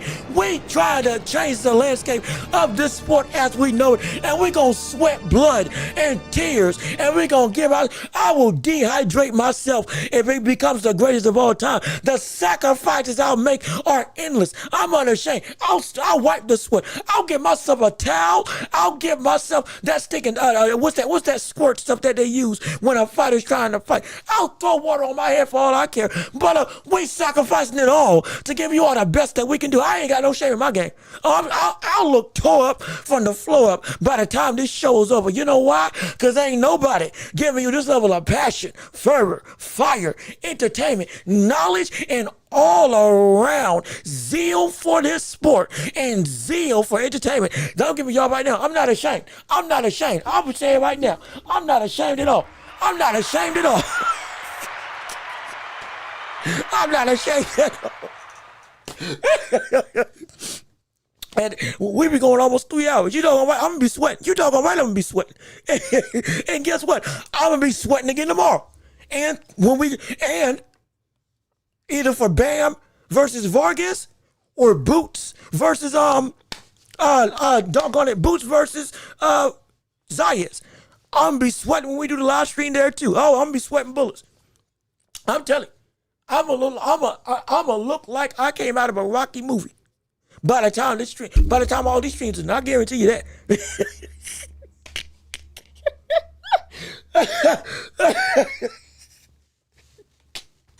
Oh shoot! But y'all are funny. Y'all. I tried to save it by making this an impassioned statement, but y'all are funny. You doggone right. I've watched myself back and I'm like, good gosh, man, you need some water. You are absolutely disheveled. By the time we get to the end of the show, y'all are right. I'm not gonna lie, y'all are right. But look, it's for the love of the game. So I'm all good for it. Oh my gosh, I'm all good for it. But look, let me keep on reading your chats so we can make sure we keep on we do make sure we keep the show going. Let me see. You forgot Boots was emailed the IBF title. Only champion he fought was standing on this at 130, and it's 35 wins with no good competition. And again, that's why we're saying this is the threshold. If he wins, he reached that threshold. If he loses or had a bad performance, even in the win, we got to question, hey now, were we just overblowing your ability? Because you passed the eye test, but now substance-wise, you ain't really living up to that moniker. And no matter how good you may look, you got to still have that substance to make it buy-in, to make us be able to buy in. Because everybody can look good up until everybody can look good until they get punched in the mouth by somebody that knows what they're doing. And we're going to find out. For Boots, we're going to find out. Let me see. Fondor throws overhand elbows. Nobody's beating him. Hey, brother. Hey, man. That brother, he'll come through and he'll try to, he'll like grasp you, or like you'll come into the clinch and all of a sudden he'll do a 12-2. Boom, he'll go like that right on the top of your head if you ain't careful accidentally. But yeah, no, it's dangerous. It's a lot of limbs that you gotta be concerned about when it comes to Fondor. You taking a lot of risk inadvertently. When you fight against Fondor, you got to worry about. Let me see. Muay beats anyone in 135. The only real challenge for him is Lamont, Tank, or Shakur. I would put Abdullah Mason in that same conversation, but this, yeah. I think he's one of the four best. Or excuse me, one of the three best out there, and outside of Mason or Abdullah. And you can put him out there too because of what he did to Tank. Yeah, it's a fair thing to say. It's fair. I have no issue. I have no issue with that because Murray showed against Andy Cruz. Yeah, he's the real deal. He is the real deal. Let me see. Benavidez is never gonna say Atama's name. Wait a minute. When did Atama get into the conversation? Hold up. Hold the phone.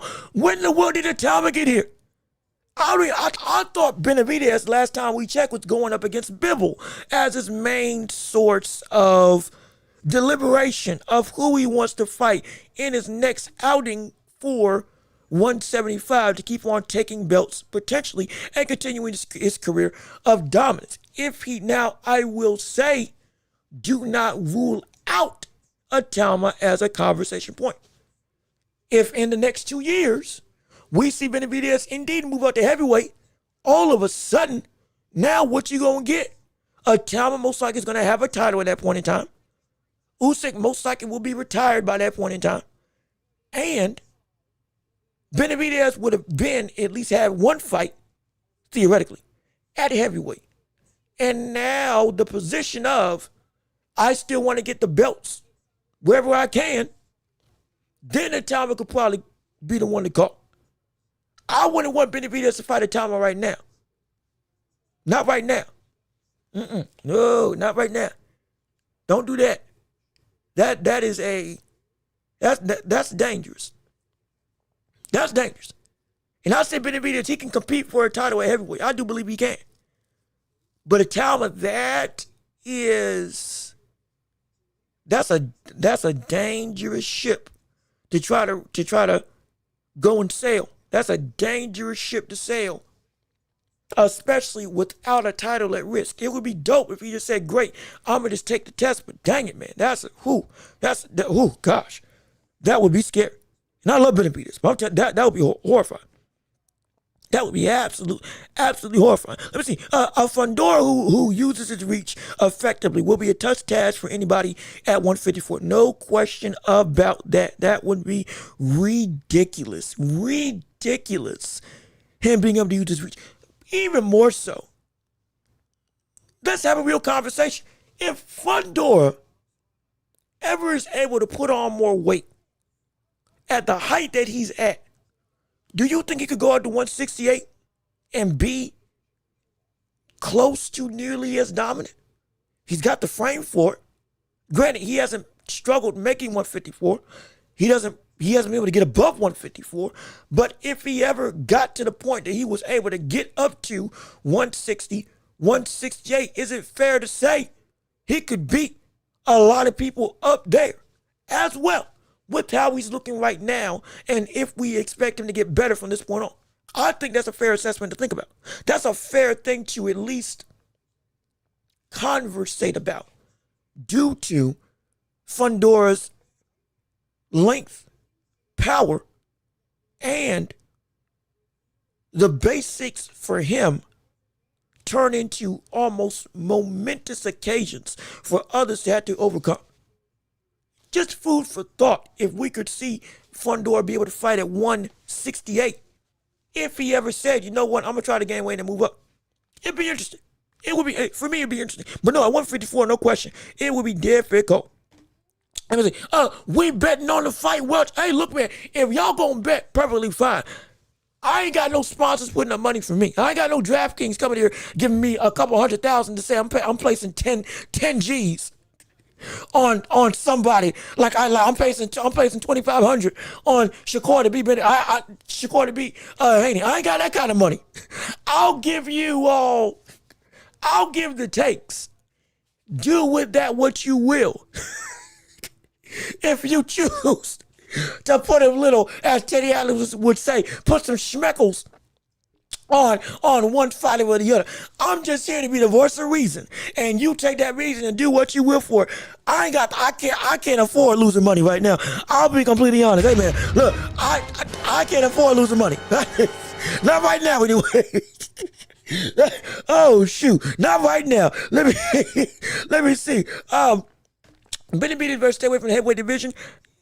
For now, yes. But I truly believe he's going to try to get up there at one point or another, especially if Apataya is busy giving him nightmares. That's another fighter. I mean, be clear, if he beats Apataya, give a lot of people confidence. Okay, yeah, he can definitely fight at heavyweight. If he can take not even take Apatai's power, make his power obsolete, he can definitely fight at heavyweight then. If he got that win. But the question is essentially, will that fight happen? Because Apatai is no longer the IBF champion. The whole reason why that was even on the table was because of the belts. Benavidez has been adamant he wants the titles. He wants the belts. It would be dope if he defended his belt and took Apatai regardless. It'd be dope. But he said, I'm not fighting for the super title, which I understand. I do understand that. But I still want to see the fight. And so that's a whole nother business side drama. We're going to have to see how that pans out as time goes on and keep a very close eye on how that thing can transpire. Because the biggest G move would be for him just to fight him outright. It would. The biggest move of like shock and awe that Benavidez could do. Excuse me, I'm sorry. The biggest move that Benavidez could do that would be shock and awe would be to fight Jai Apataya defending his belt straight up without a belt on the line in Apataya's possession and still beat him. I mean, that would clean it out the cruiserweight division outright. Regardless, that'd be preposterous. Good night. I mean, you take out the two biggest killers in back-to-back fights at cruiserweight who were supposed to be fighting each other. That's like Usyk beating Anthony Joshua and then beating Tyson Fury when they were both supposed to fight each other for who was the best in the heavyweight world. All of a sudden, you literally snatch that crown from any debate ability because, yeah, I beat them both. I'm the guy. There's no other answer. Like that would be, if he did that route, that'd be insane. But again, the business, sadly with Zuffa, because they're the enemies of the state when it comes to boxing and the business side of making money, coordinating, organizing, and making things worthwhile. Oh yeah, it's gonna be difficult. It's gonna be difficult. I'm not gonna lie, it's gonna be difficult. But if it happens, I love it. I would absolutely love it. I'm trying to make sure I catch everybody's chats real quick. If he beats Apataya, then I'll be a believer in Benavidez. Now, see, I think you should believe in Benavidez now for his ability as a boxer. I think him beating Zurdo answered every question I needed for what his ability can be throughout divisions. This is the literal trend. This is the literal definition of a pound-for-pound level fighter. I think so. I don't think you can get any more pound-for-pound 168, 175 cruiserweight dominance. I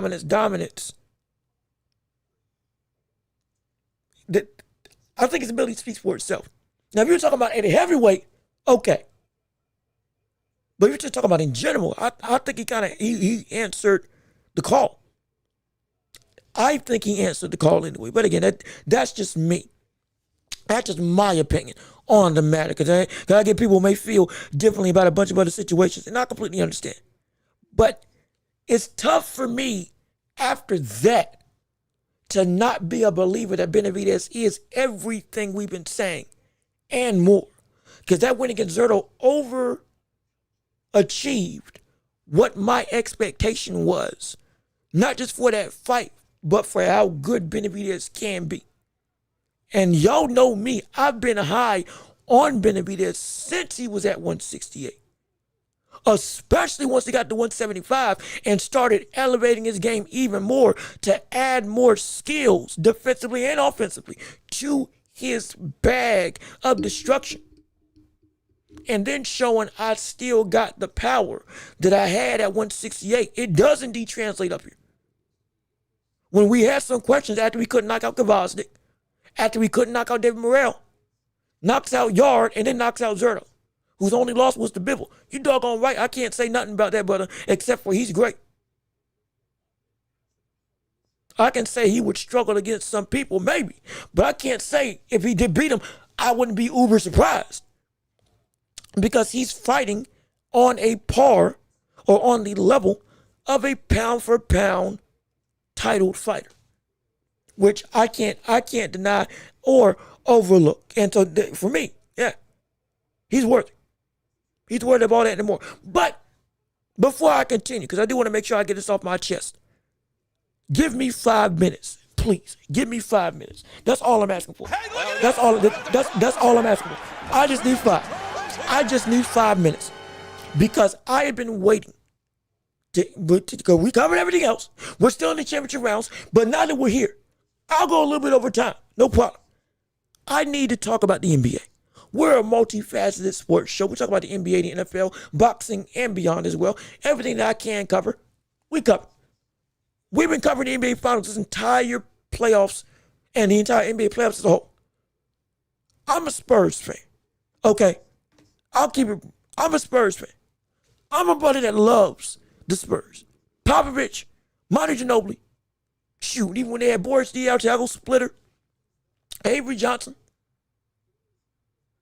and old David Robinson.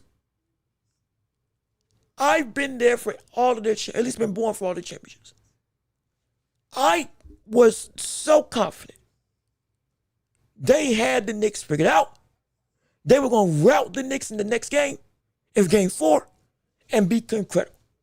This team had the biggest lead of almost 30 points going into the second half of this game. And we witnessed the greatest collapse in NBA Finals history for a single game as the Knicks came back with a finals record-breaking 29-point comeback win, ending with OG Anunoby tipping in the last second shot to win the game. 107-106. In one of the most demoralizing sentiments of basketball I've ever seen. I want you all to to understand me fully. Number one, Knicks, I think y'all gonna win the finals now. After that, next game, y'all might just end this drought. And y'all might actually get revenge on the Spurs who took out you to win the title for them the last time they were in the finals. This is, what sweet revenge this is about to be. If y'all can end it in game 5? And get it done? My gosh. But, and I mean this is a real big but, if we see, no, not even a but. There's no but in this. On the other side of the coin, Spurs, specifically this bum, this degenerate, despicable veteran leader that is De'Aaron Fox, if he is not off our team by the end of this series, I am losing my mind. This man is going to be making over $50 million with the Spurs. We picked him up from Sacramento because he was supposed to be the veteran leader. And we had Chris Paul. We let go of Chris Paul. Fox was supposed to be the more athletic version. Not as smart, but more athletic. To pair with Victor Wembanyama to be that 1-2 point guard punch. And this man, this entire series, has been one of the worst point guards I have ever seen, and single-handedly lost us this game with terrible shot selection, momentum shifting stupidity, a turnover across half court trying to pass to a Castle who wasn't even ready for the pass. Crazy enough, he wasn't even looking for it for the second time this series. A costly turnover off his foot when you're just trying to run the clock out. A three-pointer when we just needed you to get to the hoop and get fouled on a step back. When you try to play hero ball and you play greedy. And then you go through and you, off of a defensive rebound, you get the ball. It's 13 seconds left on the clock. All you gotta do is do the Steve Nash. Circle around the square, circle around the basket. Go back to your three-point line. Let them foul you and let them let you ice the game with one free throw. One. That's it. You just needed one. Just to make it so that with a score, they at least tied the game. And you go into overtime minimum. That's all you had to do. Just hold the ball. Just hold the ball. And you win up for a layup. You win and try to be a hero and try to score in a last second situation when you were up. You were up. And you still did the most ignorant thing you could have done. Not to mention on that game-winning tip-in by OG Anunoby. Guess who was the man that left OG open? Guess who was the man that let OG Anunoby fly in for a rebound, unabated, untouched, and with no ability to change? Nothing. It was De'Aaron Fox.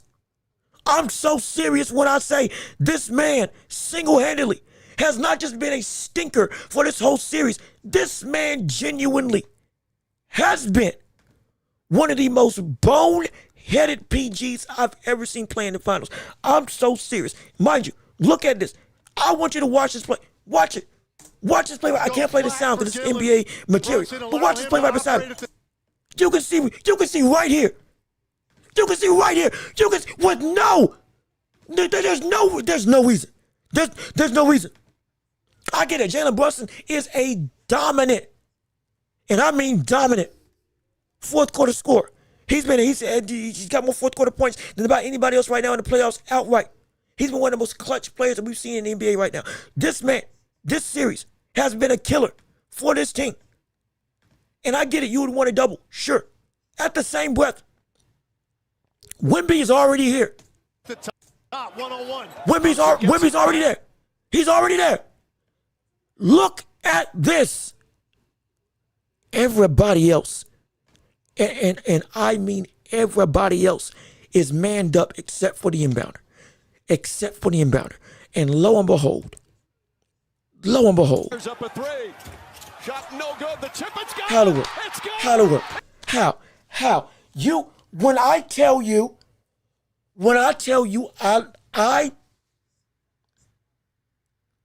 the stuff I said after this game, I done forgot who I was. I turned into a whole different person. This capped off. This was the play that solidified the greatest comeback in NBA Finals history. This right here. This is going to be on a mural. This is going to be in Knicks Arena. But if they win this game, come Saturday? Or if they win this finals, right, this very pose is going to be immortalized in Knicks history. This right here, all because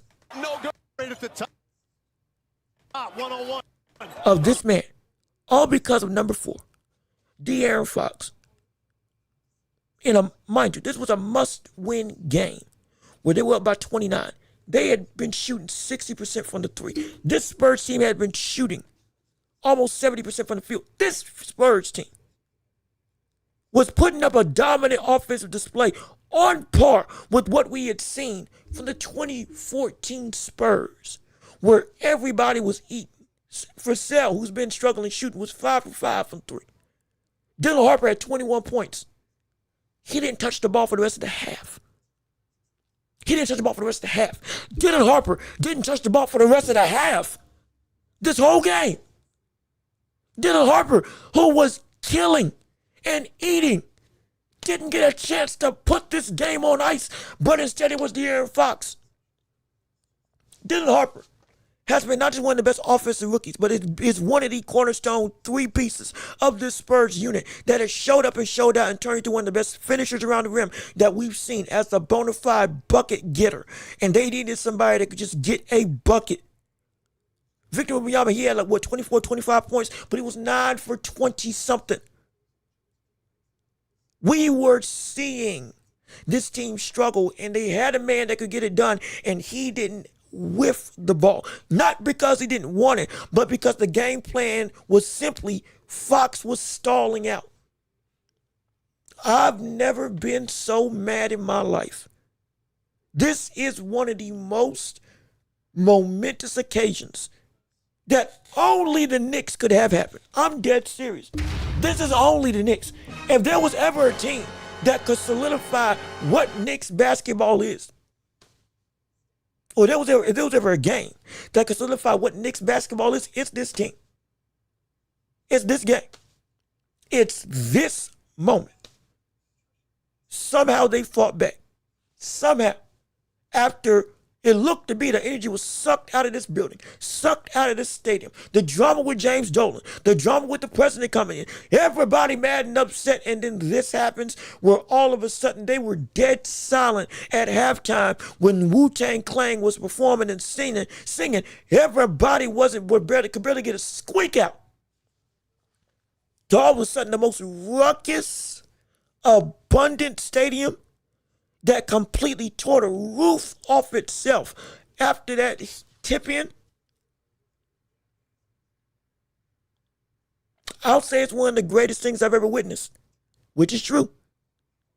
At the same time, this single-handedly has made De'Aaron Fox an inexcusable asset to not let go. He is the dead. This dynasty begins without you. Even if they win this series, I never want to see De'Aaron Fox play on this team again. Now, after this, he's been sucking this whole series, mind you. He's been shooting 2 for 15, 3 for 12. And this current iteration, what was he? He was like 6 for 15. But it was a string of terrible shots, bad decision making. And when the moment was literally brightest, where you just had to level the playing field, you are the leader that's supposed to be the guy that knows how to operate in this situation of slowing down the game. When it comes down to winning, when it comes down to making the right decisions. And you had 4 back-to-back instances of stupidity.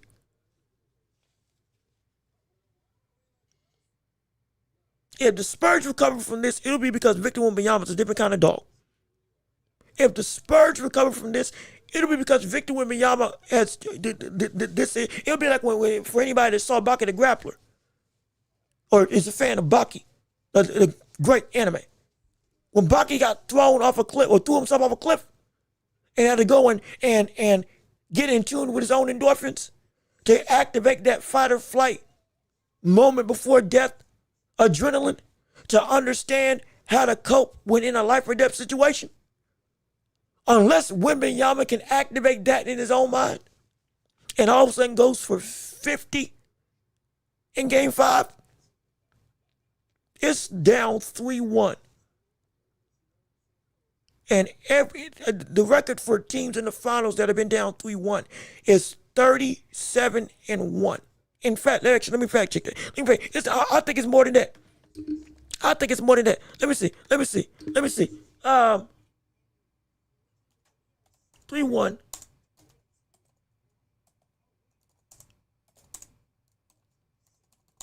It's 3-1 finals record in the NBA. Yeah. 37 games. Or 37 times a team's been down 3-1. Only one time has it ever been occurred that they came back and won. And it's LeBron. There's no LeBron on the Spurs. Unless Wemby can show he's that type of superstar and do the impossible, this series might be over. I'm telling you, I have never hated somebody as much as this.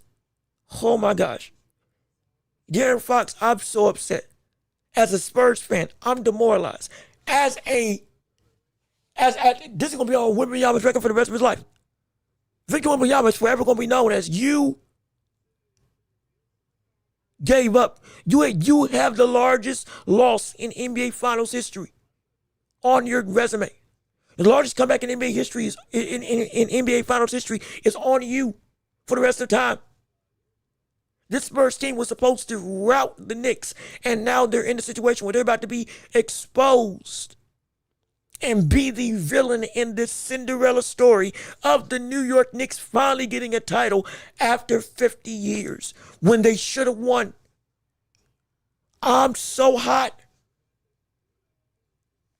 And I don't think they recover. I'm like De'Aaron Fox, I want you shipped on a bus in a body bag while alive, like you're in a gangster mafia movie, back to Sacramento where they put your body for ransom. And it ain't nothing but 3 cents. 3 cents in a bag of milk to get it back. That's it. Because right now, that is all you're worth as a player. For everybody. Hey, this is on a huge display. Everybody sees how bad this is. Yeah, sure, Victor Wembanyama didn't have the effective game. Everybody else went cold. Champagny had the shooting hot, shot abysmally at the second half in this series. They were a belligerent tirade of panic and emotion that could not cope with getting the rhythm back once that second half started. And yeah, they're young, sure. Doesn't excuse the fact that the man that was supposed to ride that ship completely failed and made this game out of reach. I'm so hot right in the butt. I could punch a wall. I could eat glass. That's how upset I am. I'm telling you. If I was around somebody, I'd slap my best friend.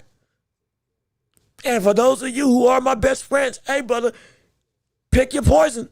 Because we're going to be meeting up next game. Somebody better have your guard up. Because I'm so hot, somebody's getting swatted. We about to win on somebody. You better one of y'all about to get it. We about to have some furniture moving because I'm just so angry. I'm just so hot. Oh gosh. I've never been on this side of the equation where we or me have lost in this one-sided situation. Yeah, this is that bad. This is that bad. This is that bad. Oh my gosh, it's that bad. I'm sick. I'm sick to my stomach. I just had to get it off my chest because it's never thought I'd live to see this happen to me, and it happened to me. And my gosh, I want to cry. That's all I can say. I want to cry. I want to cry. I just want to cry. Let me keep on reading your chats and responses before we get on out of here because we're going to do the last call for this show. So we're not going over the 3-hour mark. Last call for our show on this Thursday afternoon championship rounds. We want to hear from you in all regards to the sports world and beyond. Let me see. Legendary Super saying Hamza Shiraz versus Fundora would be like when both of them colossal titans were boxing AOTs. Yeah, nah, it'd be like that. It would be like it would definitely be like that. I'm talking about like punches. Every punch would look like a stinking ricochet shot. It would be a monster move. It would look like what? Shiraz is 6'3", and Shiraz is 6'3". Fundora 6'5". I think Shiraz actually might struggle with that reach because Shiraz, if I got my, I think his reach is actually significantly shorter than the likes of Zayas. Let me actually look it up. Shiraz height and reach was, I think, excuse me, let me say Hamza. It's bringing up Shiraz.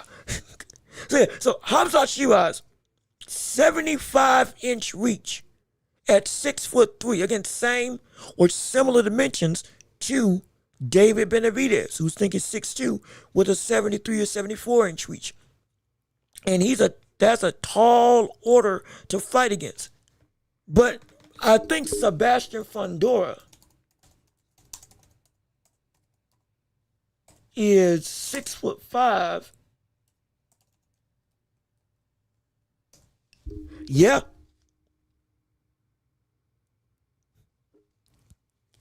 That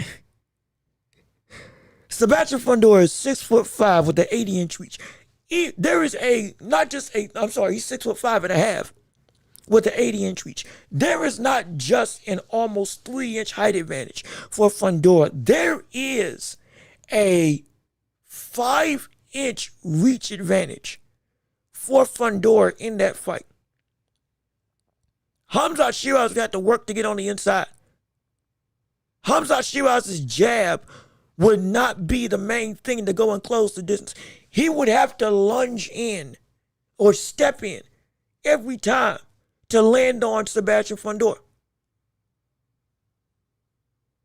And he is, what, 154, 168, almost 20 pounds heavier? That, boy, that would be ridiculous. That would be, we might just see Khamzat Shiraz. If that fight ever did happen, but if we could see both of them, we could see it be that Shiraz got to fight like a doggone scout in AOT. Moving around the ring, ducking and diving, trying to get around the limbs of that tall, lanky behemoth of a man. That's ridiculous. That's preposterous. That's actually insane. That's actually insane that he is that much longer than what is seen as the biggest fighter right now in 168. Like when you made them grasshopper boxing pants, they used to have near the cat. Yeah. It'd be like that. It's gonna be just like that. It's gonna be just like that. But one of them is significantly shorter than the other. That's such a wild compare. That's such a crazy thing to think about. We talk about Keith Thurman looking like he had no answer. That is every single fighter that Sebastian Fundora fights against. Just about. This man's as tall as Tyson Fury. Register that. Tyson Fury is about 6'6", 6'7". Anthony Joshua's 6'6" outright. He's as tall as them. He would be the third tallest man in the heavyweight division. Or at least in between. It would be, who would it be? It would be Tyson Fury, Deontay Wilder, Big Bang Zhang, and then Anthony Joshua, Sebastian Fundora. It'd be like that. And reach-wise, he would be as long as Deontay Wilder, which I think has the second longest reach in the heavyweight division outside of Tyson Fury's 83-inch reach. Which again just sounds preposterous. That fight, if it did happen, would be a dream. Pipe dream, but a dream. That's why I want to see him gain some weight. I'm being completely honest. I'm not gonna lie. That's why me personally, I want to see him be able to gain some weight and fight at one. I want to see him be able to fight at that division. I want to see him be able to fight and move up at 168. Just to see what it would be like for all those other people to contend to fight against that type of dexterity. That's ridiculous. That's preposterous, man. Like that is. I get why people don't want to fight that, but I wouldn't want to fight him. Who would? Because that just seems, that's such an anomaly that it just seems so unfair. Somebody ought to play Undisputed, the boxing game that has a whole bunch of flaws. Good gosh, they're making a second one. I hope and pray that they take so much insight. Not from the streamers, I'm talking about from the actual, like, player base, to fix the amount of mess and cheesiness. Part of it being because you can't even hit him.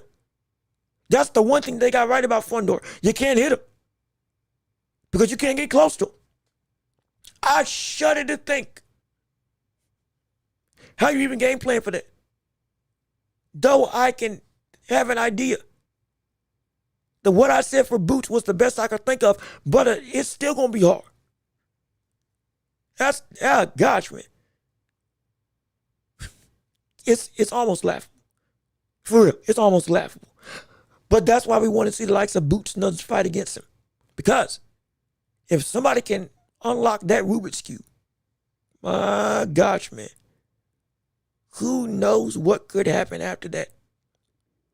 It will be a sight to see. But either way, we got to go and we got to get out of here. Like I said, it's the last call for the championship rounds. If anybody else has anything they want to say on the show, questions, comments, concerns, debates, occupations of what you had on this show, what you want to talk about, or what you just want to say hi and bye, we're all well for it. But if there's nothing else anybody wants to say, and if everybody else is all, I'm not going to say tuck it out, but they got everything out their system for what they enjoyed with this show, we're going to wrap it up, send it home, and get on out of here. So, ladies and gentlemen, we appreciate you tuning in. We appreciate you listening, and we love that you came in and came on our show to enjoy what we got going on. But we got to go and get out of here and go on home. So with all that being said, ladies and gentlemen, this has been another episode of The Watch Report with me, your host, Jean-Luc Welch. We thank you so much for tuning in and listening to our show and being a part of our community today. Hopefully you enjoyed the show, and hopefully you had a phenomenal time. Please, before you leave,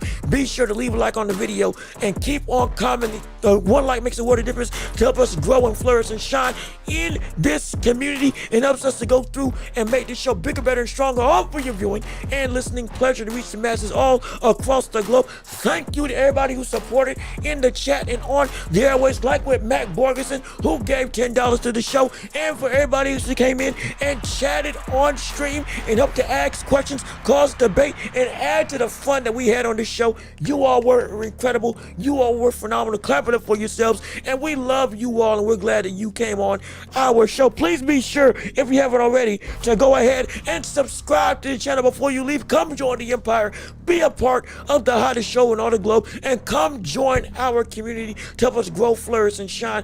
Be sure to hit the notification bell so you know whenever we post right here on YouTube, and so you can keep up to date with everything that we do right here on our channel, and so you know when to tune in every time we come here on Tuesday, Thursdays, and Friday afternoons, as well as live streams and otherwise. Also, if you can keep on supporting the channel and you want to continue to show support, we have Cash App, PayPal, links down below in the description, as well as Super Chat, Super Gifts, stickers, and the like, all for you to be able to give to the show by any means necessary. Any amount can do and can help this channel to grow, flourish, and shine, and to help us to grow and pay the bills, and also to help make the show better for you to witness and enjoy every single time out on this show. And we hope you have a wonderful day, and we hope that you come back on Friday, as it's the championship rounds, where we cover everything that you want to talk about, as you control the entirety of the show tomorrow afternoon. And we can't wait to hear your thoughts and opinions, and we can't wait to see you back same time, same place, same channel, all with the same enthusiasm that we brought to the table today. But we appreciate you all tuning in, and we love you all. And also podcasts, we're available on every podcasting platform: Apple, Spotify, you name it, we're there. If we're not, tell us, we'll get there absolutely. And rate us 5 stars while you're at it, to help us to get more investment and more people to want to listen to what we got going on right here on our show. But I've been Jean-Luc Welch. You all have been absolutely wonderful. Be safe, be blessed, peace, and love. Oh, we are out of here. Yes, sir. Yes, sir. Salute to you. We thank you for tuning in. Enjoy the rest of your afternoon. Enjoy the rest of your day. We're going to be back on Friday to have more fun and more debates. And hey, be safe, be blessed, and we are out of here.